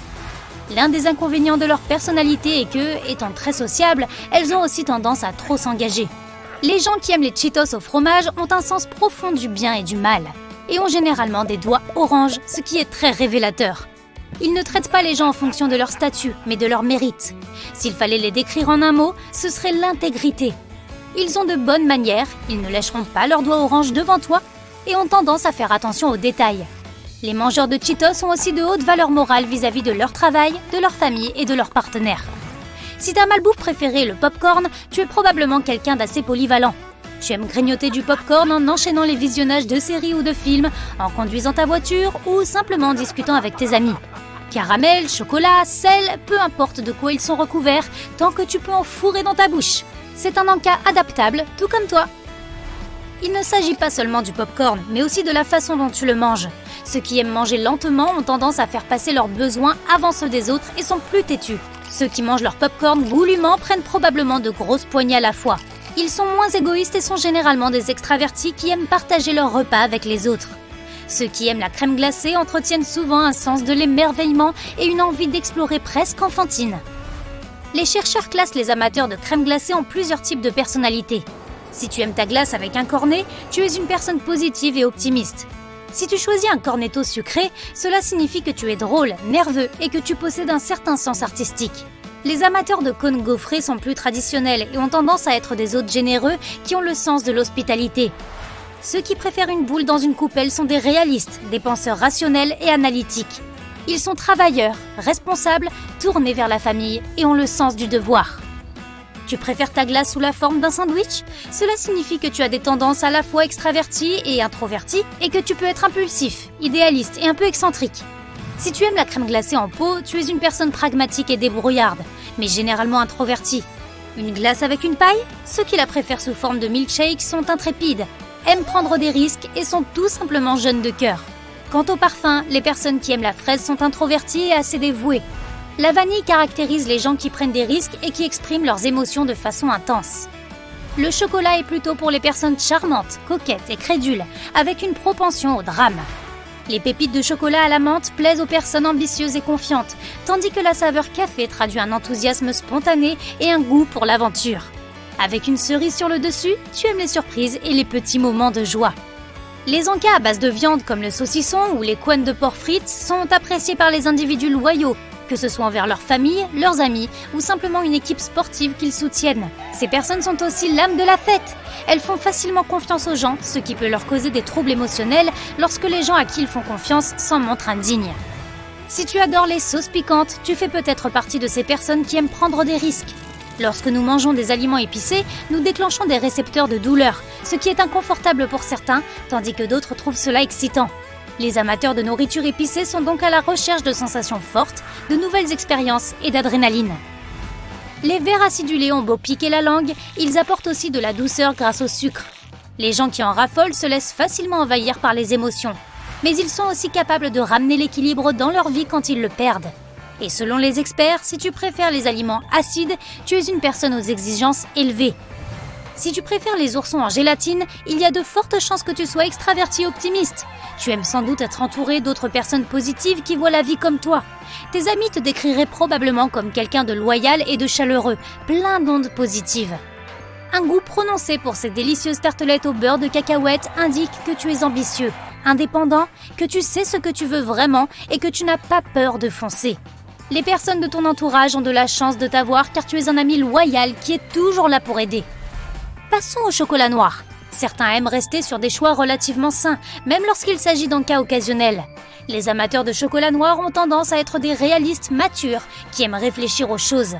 Ils préfèrent les petits rassemblements intimes aux grandes fêtes tapageuses. Si tu es plus enclin à mâcher du caramel, cela signifie que pour toi, la vie consiste surtout à apprendre de nouvelles choses. Tu es l'intellectuel du groupe, toujours prêt à discuter et à en savoir plus sur le monde qui t'entoure. Comme tu as toujours soif de connaissances, tu vas naturellement vers les personnes dont tu penses pouvoir apprendre beaucoup. Et tu apprécies aussi les gens qui ont des intérêts similaires. Certes, tu es un peu réservé et distant dans les groupes nombreux, mais tu n'as pas peur de montrer ton vrai visage quand tu es entouré d'amis proches. Les personnes qui optent pour des salades de fruits et légumes plutôt que d'autres encas sont plus susceptibles d'être consciencieuses et d'avoir une personnalité ouverte. Ces personnes sont toujours prêtes à faire de nouvelles choses et à tenter de nouvelles expériences. Les extravertis sont plus susceptibles d'opter pour la malbouffe, tandis que ceux qui sont moins sociables font plus attention à avoir des habitudes saines et évitent de manger du fast-food à des heures tardives. Ce n'est pas seulement ce qu'ils mangent, mais aussi la façon dont ils mangent. Le mangeur difficile ne passera probablement pas commande dans un restaurant sans poser de questions supplémentaires ou demander d'apporter quelques modifications au menu, comme ajouter ou enlever certains ingrédients. Ce type de personne préfère rester en sécurité dans sa zone de confort. Elles ont peur de faire le pas supplémentaire qui pourrait potentiellement révéler des choses qu'elles n'ont jamais pu savoir sur elles-mêmes. Ainsi, elles n'accepteront ou ne postuleront qu'à des emplois qu'elles savent bien faire. Elles ne prendront pas de risques par peur de l'échec.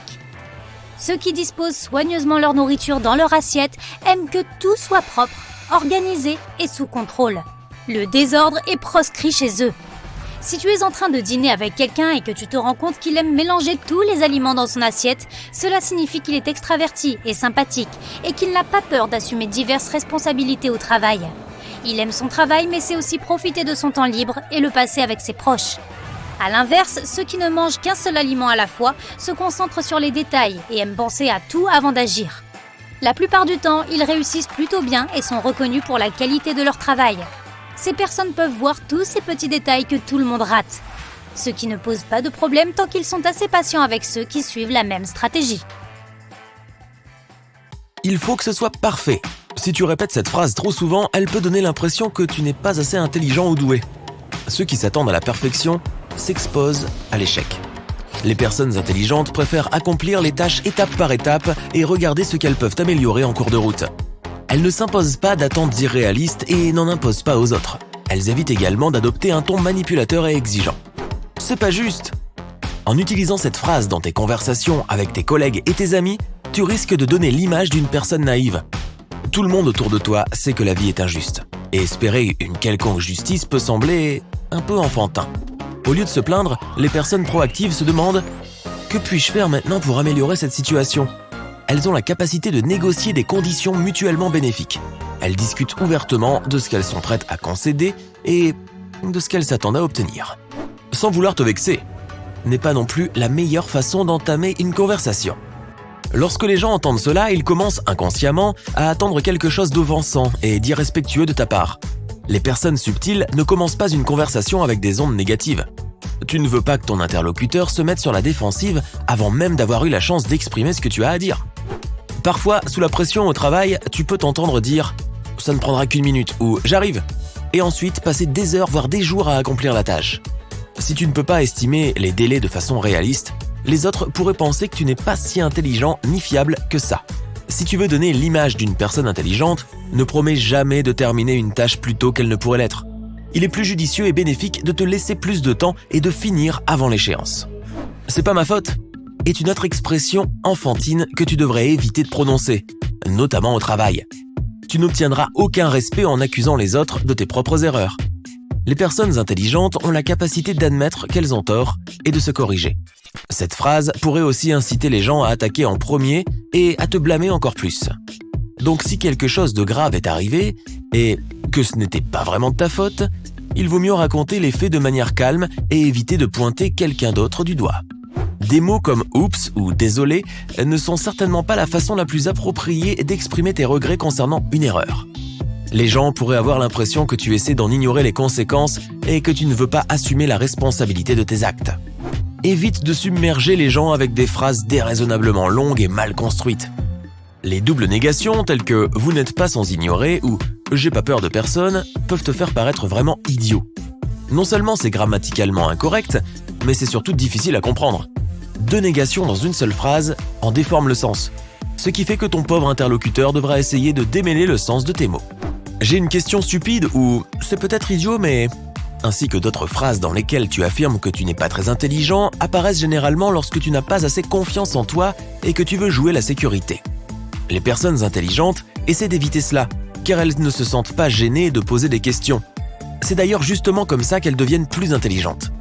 Si tu manques de confiance en toi mais que tu t'efforces de faire en sorte que les autres te respectent, commence par te prendre au sérieux et évite de juger tes propres paroles comme étant stupides. Évite de terminer tes phrases par « etc ». Cela semble immature et peut détourner ton interlocuteur de l'essence de la conversation. Si tu fais une liste à l'oral, il est préférable d'énoncer tous les points clairement. Tu auras ainsi l'air plus responsable et concentré. Tes collègues et tes amis n'ont pas à deviner ce que tu voudrais dire par « etc ». Évite les mots parasites comme « ben, genre » et autres mots de remplissage dans ton discours. De même pour des mots comme « littéralement »,« en quelque sorte »,« tu sais » et d'autres. L'utilisation excessive de ces formules peut te faire paraître moins intelligent et compétent. Si elles surgissent automatiquement, essaie de respirer plus profondément quand tu parles et n'aie pas peur de prendre du temps ou de faire une pause si tu en as besoin. Ce n'est pas mon boulot. Les personnes qui refusent d'assumer des responsabilités qui vont au-delà de leur poste risquent de laisser une impression négative. Les autres peuvent penser que tu ne t'intéresses pas à ton propre développement personnel et que tu accomplis des tâches minimales uniquement pour obtenir ta paie à la fin du mois. Bien sûr, tu dois protéger tes droits et empêcher quiconque d'exploiter ton temps gratuitement. Les personnes les plus astucieuses utilisent donc ces situations comme des prétextes pour négocier une promotion ou une augmentation de salaire, au lieu de simplement refuser la charge de travail supplémentaire. Ne mentionne jamais ton QI phénoménal comme étant une preuve que tu es plus intelligent que tout le monde. Les psychologues ont déjà découvert des dizaines de types d'intelligence différentes, notamment l'intelligence linguistique, visuelle, musicale, rythmique ou encore émotionnelle. Le test de QI n'évalue qu'une seule d'entre elles et détermine à quel point tu es doué pour résoudre des énigmes et des problèmes. Il ne garantit pas que tu sois plus intelligent dans tous les aspects de la vie. C'est pourquoi se référer au test de QI comme preuve de ton intelligence exceptionnelle peut sembler déplacé. De nos jours, les technologies se développent rapidement et les innovations deviennent vite obsolètes. C'est pourquoi la phrase « j'ai toujours fait comme ça » te donne l'air un peu paresseux et réticent au progrès. Cela amène les gens à se demander pourquoi tu n'as pas pris le temps d'améliorer tes habitudes.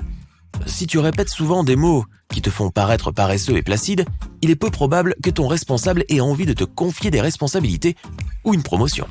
Un autre moyen facile de paraître idiot est d'utiliser des mots que tu ne comprends pas vraiment dans ton vocabulaire. Si tu n'es pas sûr à 100% de la signification d'un mot ou de sa prononciation correcte, cherche-le sur Internet, ou alors évite de l'utiliser.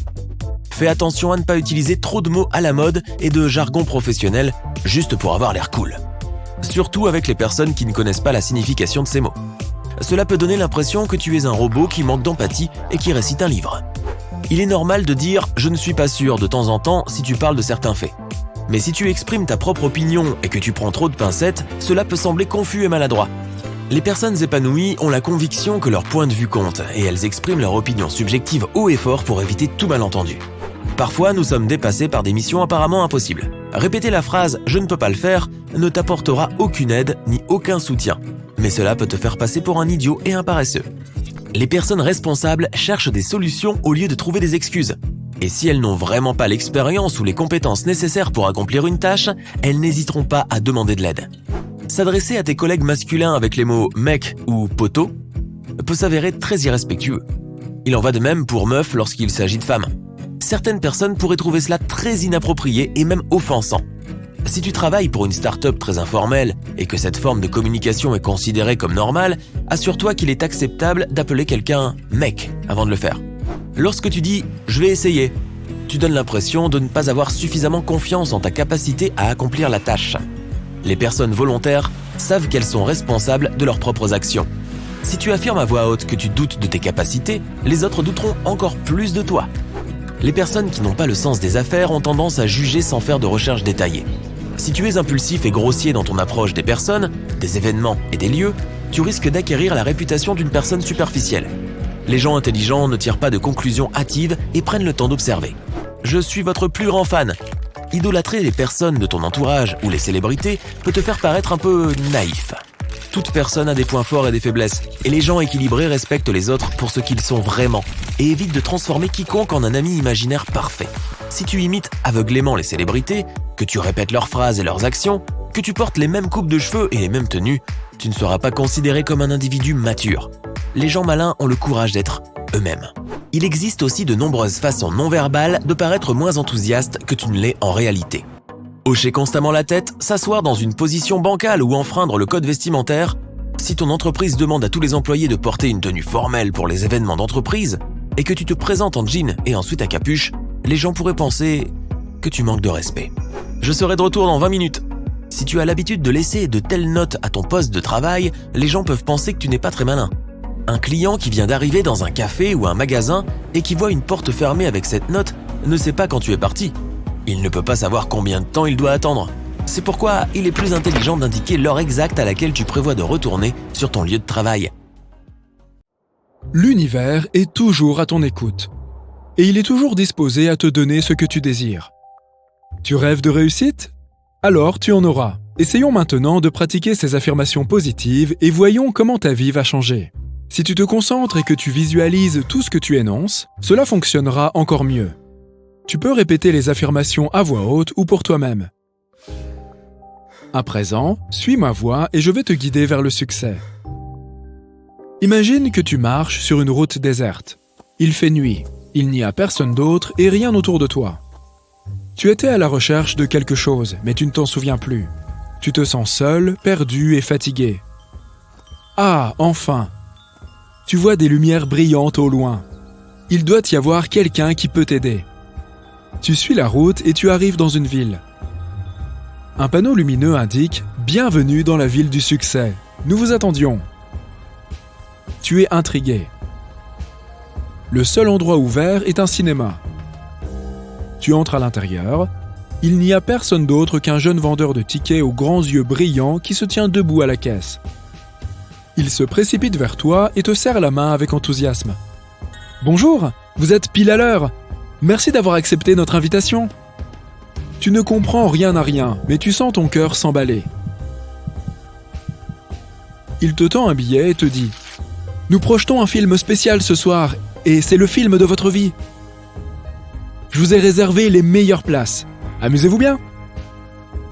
Tu entres dans la salle, elle est vide et sinistre, mais tu ressens tout de même des frissons agréables. Tu choisis un siège.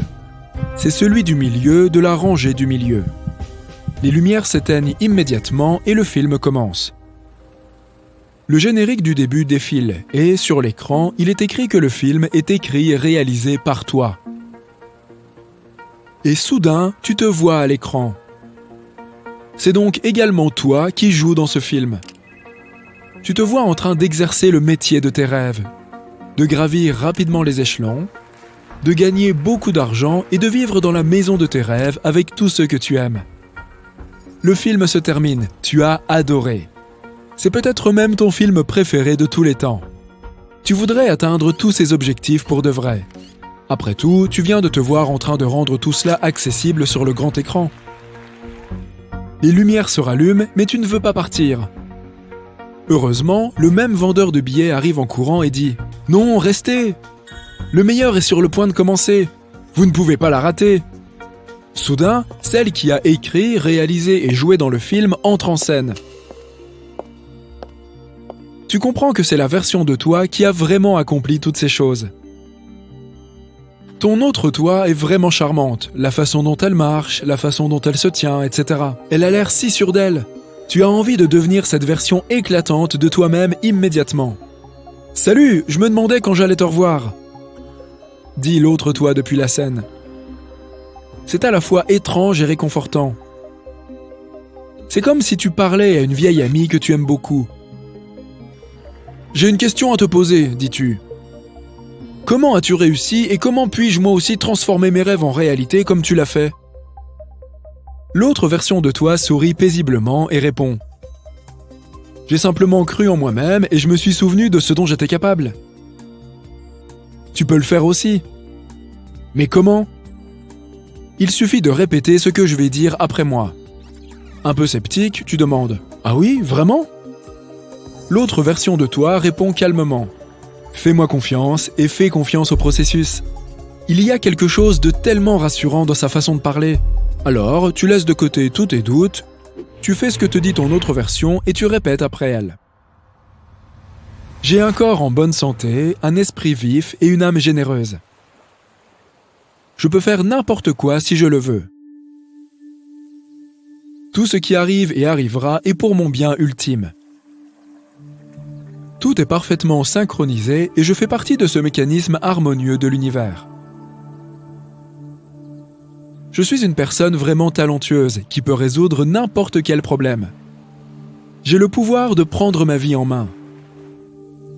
Je peux changer mes vieilles habitudes et en acquérir de meilleures, plus positives, qui me rendront plus prospère et en meilleure santé. Chaque jour est un nouveau départ et je suis disposé à agir pour me construire une vie meilleure. Je suis l'architecte de ma vie. Je suis le capitaine de mon destin. Je me pardonne toute la pression que je me suis imposée. Ce que je pensais être mes erreurs passées se sont avérées être des leçons de vie. Je leur suis reconnaissante car elles m'ont rendue plus forte. Si j'échoue, je me relèverai comme un phénix. J'accepte, j'aime et je respecte la personne que je suis. Je traite les autres avec gentillesse et je suis traité de la même manière. J'attire les personnes qui peuvent m'aider à me développer et à créer l'avenir que je veux pour moi. J'ai le pouvoir d'affronter les difficultés. Je suis aussi courageuse qu'un lion. Je suis talentueuse et résistante. Je peux devenir la meilleure dans tout ce que je fais. J'ai le courage de me révéler aux autres sous mon vrai jour et de laisser briller ma lumière. J'ai de la chance. L'univers me soutient sur la voie de la réussite. Et je sais voir les signes et saisir les chances qu'il me donne. Mon véritable potentiel est illimité. Je sais que je peux atteindre tous mes objectifs. Et chaque jour, je fais un pas important vers leur réalisation. Je peux apprendre facilement et rapidement n'importe quelle aptitude qui m'aidera sur le chemin de la réussite. Je suis intelligente et pleine d'idées nouvelles et géniales qui me permettront de mener une carrière prometteuse. Je suis à la hauteur de toutes les opportunités que la vie m'offrira. Je suis disposé et capable de faire de grandes choses qui changeront le monde en mieux. J'ai le courage et la confiance nécessaires pour tout surmonter. Je suis déterminé à faire ce qu'il faut pour bâtir un avenir meilleur et plus prometteur pour mes proches et moi-même. Et je suis déjà en train de prendre les mesures nécessaires. Je suis une personne conquérante et j'ai le pouvoir d'avancer vers la vie dont je rêve. Je sais que mon parcours est unique parce que j'accepte que tout arrive en son temps. Je sais que le chemin de la réussite exige de la patience. Je peux rester calme dans des situations stressantes. Je travaille dur pour réussir, mais je n'oublie pas de prendre soin de mon corps et de mon esprit. Je maintiens un équilibre entre ma vie professionnelle et ma vie privée. Je suis préparé à affronter les incertitudes de l'avenir. Je me réjouis de voir toutes les formidables opportunités qu'il me réserve. Chaque matin, je me sens motivé et rempli d'énergie pour atteindre mes objectifs. Je suis fier de toutes les tâches que j'accomplis au cours de la journée, qu'elles soient petites ou grandes. Je suis motivé pour engager des actions pleines de sens au quotidien. Je porte une puissance merveilleuse en moi. J'ai tout ce qu'il faut pour réussir dans la vie et réaliser mes envies. J'ai ce qu'il faut pour atteindre le plus haut niveau professionnel dans mon travail. Je suis inestimable. Je connais ma valeur. Je suis prête à accéder à la richesse. Je vais atteindre la plénitude. Je suis déjà en chemin. Je suis reconnaissante pour tout ce que j'ai. Je choisis toujours la positivité, le bonheur et l'amour. C'est là que s'arrêtent les affirmations. J'ai terminé ma partie, c'est à toi de jouer maintenant, dit l'autre toi. Effectivement, tu te sens tellement confiante, motivée et puissante que tu es prête à entamer les changements dans ta vie. La route de la réussite semble s'ouvrir à toi. Pendant que tu savoures cette sensation, le cinéma commence à disparaître peu à peu. Ton double te salue avec un sourire rassurant. « Merci » lui cries-tu, convaincu que vous vous reverrez un jour. Si tu te sens coupable de l'heure à laquelle tu te lèves, ne t'inquiète pas. Tu n'as pas besoin de te priver de sommeil ou de changer tes habitudes de sommeil pour réussir. Par exemple, le Premier ministre britannique Winston Churchill aimait se lever à midi, alors qu'il devait diriger un pays entier. Beaucoup de grands patrons préfèrent aussi un démarrage tardif. Alexis Ohanian, cofondateur de Reddit, Jonah Peretti, PDG de BuzzFeed, l'investisseur Warren Buffett ou encore Elon Musk adorent faire la grasse matinée. De nombreuses personnes qui réussissent sont d'ailleurs plus productives la nuit. Tom Lehman travaille de 3h du matin à 10h30. Et ce rythme un peu particulier ne l'empêche pas de gérer Genius avec succès. Cela ne veut pas dire non plus que tu doives te lever tard pour réussir. De nombreuses célébrités fortunées se lèvent au moment où les gens ordinaires se préparent à aller se coucher. Le PDG d'Apple, Tim Cook, se réveille à 3h45 du matin. L'acteur Dwayne The Rock Johnson commence son entraînement quotidien à 4h du matin. Son collègue Mark Wahlberg se réveille encore plus tôt à 2h30. Oprah Winfrey, Michelle Obama, l'écrivain Dan Brown, le PDG de Starbucks, Howard Schultz, et de nombreuses personnalités se mettent au travail bien avant le lever du soleil. Le petit matin a rendu ces personnes riches et célèbres. Ils se réveillent plus tôt que les autres, ce qui signifie qu'ils ont déjà quelques longueurs d'avance. Alors que tous les autres sont encore au lit, rien ne les distrait. Leurs enfants, leurs femmes et leurs amis sont encore tous en train de dormir. Ils peuvent mettre ce temps à profit pour aller courir, s'instruire ou travailler. Se réveiller tôt stimule clairement la productivité. Mais n'oublie pas que tu dois dormir au moins 7 heures par jour. Se réveiller tôt peut être très productif, mais cela ne veut pas dire que tu doives le faire. Repense à la dernière fois où tu t'es levé plus tôt que d'habitude. Est-ce que ça a ressemblé à ça? Le bruit irritant de l'alarme te tire du sommeil. Où suis-je? Tu es confus et désorienté. Tes paupières sont aussi lourdes que des haltères et ça tambourine dans ta tête. Tu te douches, te brosses les dents et engloutis une tasse de café sans même réfléchir. Tu ne te sens pas concentré et tu fais les choses comme un robot sans y prêter beaucoup d'attention. Tu regardes ton haltère et tu sens que tu devrais t'entraîner un peu, mais tu es tellement fatigué. Peut-être demain. Si tu as du mal à te lever tôt, ne le fais pas uniquement pour la promesse de productivité. Tous les avantages de se lever tôt peuvent aussi être obtenus en se réveillant tard. Il n'y aura pas non plus de perturbations si tu travailles ou tu fais du sport la nuit, et cela te conviendra peut-être mieux. Tu dois juste trouver ce qui te rend le plus productif et le faire. Beaucoup de gens peuvent être classés soit dans la catégorie des oiseaux de nuit, soit dans celle des alouettes du matin. Les oiseaux de nuit travaillent bien la nuit, tandis que les alouettes se sentent bien au petit matin. Les premiers aiment se réveiller tard et s'endormir après minuit. Certains préfèrent même travailler toute la nuit, se couchant juste avant l'aube ou même après. Ces personnes sont généralement plus efficaces après 14 heures. Comme l'oiseau dont elles portent le nom, les alouettes du matin ont tendance à se coucher vers 22 heures et à se réveiller entre 4 heures et 6 heures du matin. Elles se sentent bien le matin et travaillent mieux juste après le réveil. Il existe aussi un troisième type de personnes, moins répandu cependant. Ces personnes n'entrent pas vraiment dans l'une ou l'autre catégorie et sont appelées des pigeons. Elles se sentent aussi bien le matin que le soir. Le moment de ton efficacité dépend de tes caractéristiques physiologiques. La génétique, l'humeur et même l'âge jouent un rôle important. Plus une personne est jeune, plus elle a de chances d'être un oiseau de nuit. Plus une personne est âgée, plus elle a de chances d'être une alouette du matin. 1 à 3% des gens peuvent se coucher à 23 heures et se réveiller à 5 heures du matin. Ce n'est pas parce qu'ils sont plus travailleurs ou plus dévoués, ils ont juste eu la chance de naître en ayant besoin de moins de sommeil. Une mutation du gène DEC2 signifie que leur corps peut fonctionner correctement avec un sommeil relativement court. Notre sommeil est perturbé lorsque nous avons des niveaux anormaux de l'hormone orexine. Or, cette mutation aide à maintenir cela sous contrôle. Aucune motivation ni aucun conseil de coach ne te permettront de réussir et de devenir riche si ton biorhythme est perturbé. Tu dois trouver l'horaire qui te convient le mieux et t'assurer que tu te reposes le mieux possible. Il est essentiel de développer une routine de sommeil cohérente et de te lever à la même heure tous les jours. Le corps humain fonctionne sur une horloge biologique de 24 heures. Nous avons donc besoin d'un rythme stable pour fonctionner. Notre cerveau utilise la lumière pour synchroniser cette horloge. Lorsque nos yeux voient qu'il y a de la lumière à l'extérieur, chaque cellule de notre corps y réagit. À 9h du matin, ta production de testostérone est à son niveau le plus élevé. À 10h, la tension est à son maximum. À 14h30, tu as la meilleure coordination. Et à 15h30, tu as les meilleures réactions. À minuit, le corps se calme. Et à 2h du matin, la phase la plus profonde du sommeil commence. Ton rythme de vie peut varier. Lorsque l'on voyage dans un autre fuseau horaire, il est fréquent que notre horloge biologique soit désynchronisée. La journée et la nuit ont des durées différentes et le soleil se lève et se couche à des heures différentes. Cet état bien connu s'appelle le décalage horaire. Lorsque tu forces ton corps à être éveillé ou endormi à une heure inhabituelle, tu perturbes le travail de ton horloge biologique. Cela peut provoquer de l'insomnie, de la somnolence, de mauvaises performances ou même un état dépressif. C'est pourquoi il est essentiel de se coucher et de se réveiller à la même heure, même le week-end. En faisant cela, tu t'assures d'être toujours bien reposé et d'être actif aux moments les plus utiles. Si tu es débordé le matin, alors utilise ces astuces pour une journée productive. Ne règle jamais ton réveil sur répétition.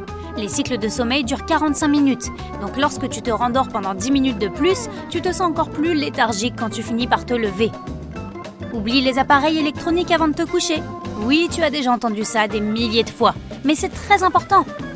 Il est courant de se mettre au lit, d'éteindre les lumières et de passer un peu de temps à envoyer des messages à tes amis ou à consulter les réseaux sociaux avant de t'endormir. Lorsque tu fais cela, la lumière de l'écran frappe la rétine de ton œil et ton cerveau reçoit un signal indiquant qu'il fait encore jour. C'est mauvais pour tout le monde, mais le pire, c'est que cela amène le corps à supprimer la production de mélatonine. La mélatonine est l'hormone qui te fait sentir somnolent et prêt à t'endormir. Il est vital de s'assurer que sa production n'est pas inhibée. Or, 30 minutes sur un smartphone suffisent à tout gâcher. Elles font reculer les aiguilles de ton horloge biologique et perturbent ton sommeil. Cela rend également beaucoup plus difficile d'être productif tout au long de la journée car tu te sentiras fatigué et grognon.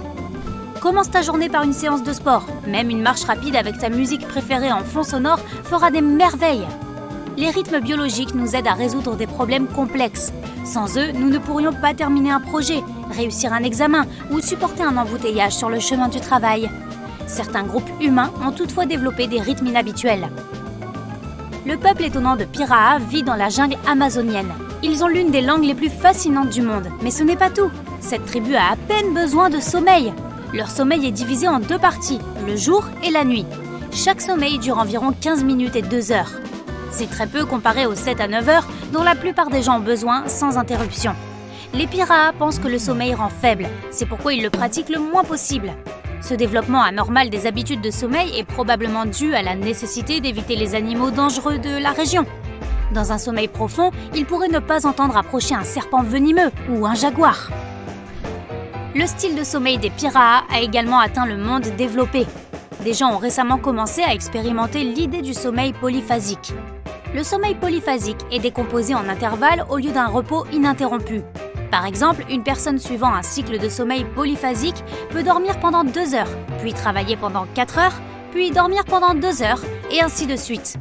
Dans certaines situations, ce style de sommeil est très utile. Tous les 4 ans, la course autour du monde à la voile du Vendée Globe part des côtes françaises et les concurrents doivent parcourir pas moins de 35 000 km. La course se déroule dans les conditions difficiles de l'hémisphère sud. Les participants doivent respecter quelques règles. Ils doivent terminer la course seuls, sans aide et sans escale. Le meilleur résultat de l'histoire de la course est de 74 jours, 3 heures, 35 minutes et 46 secondes. Tu peux te demander comment les marins parviennent à dormir dans ce contexte. Après tout, ils doivent tout faire seuls et la course se déroule sans arrêt. La réponse est le sommeil polyphasique. Imagine que tu es un participant à cette course autour du monde. D'énormes vagues océaniques chahutent ton voilier comme une coquille de noix. Un coup de vent puissant déchire tes voiles. L'eau froide te fouette le visage. Toi, tes vêtements, ton bateau, tout sent le sel et les algues.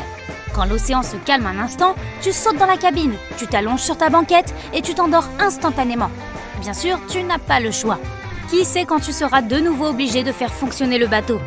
Après 20 minutes, tu te réveilles à nouveau et tu continues la course. Tu t'endormiras à nouveau dans 1 heure, si tu as de la chance. Les concurrents sont obligés de faire cela, sinon la course serait impossible. Dans certains pays, ce rythme est appelé le sommeil du loup. Lorsque les loups dorment, ils entendent tout ce qui les entoure et se réveillent instantanément s'ils doivent se défendre. Les scientifiques ont remarqué que les animaux plus grands ont tendance à dormir moins. Les girafes dorment entre 1 et 5 heures par jour. Bizarrement, ce court sommeil est encore plus perturbé. Elles se reposent souvent par petits intervalles de plusieurs minutes. Les éléphants ne dorment que 2 heures par jour. Ton chien, quant à lui, dort pendant la moitié de sa vie. Oui, comme toi pendant les vacances. La créature la plus endormie du royaume des animaux est le grand tatou poilu. Il dort un nombre incroyable de 20 heures par jour. Les dauphins sont techniquement toujours éveillés. Ils peuvent mettre en sommeil la moitié de leur cerveau. Lorsque l'hémisphère droit du cerveau est endormi, l'œil gauche du dauphin est fermé. Lorsque le côté gauche du cerveau est éteint, c'est l'œil droit qui est fermé. Imagine que tu saches comment dormir en courant. Bien sûr, chez les humains, c'est impossible, mais les oiseaux savent dormir en volant. Les frégates peuvent passer 10 jours dans le ciel, en ne dormant pas plus d'1 heure par jour. Elles peuvent aussi désactiver l'un des hémisphères de leur cerveau. Pendant que l'œil droit est fermé, l'hémisphère gauche reste éveillé et contrôle le vol. Il arrive parfois que ces oiseaux s'endorment complètement et tombent comme une pierre. Heureusement, ils se réveillent généralement en quelques secondes et reprennent leur vol avant de toucher le sol.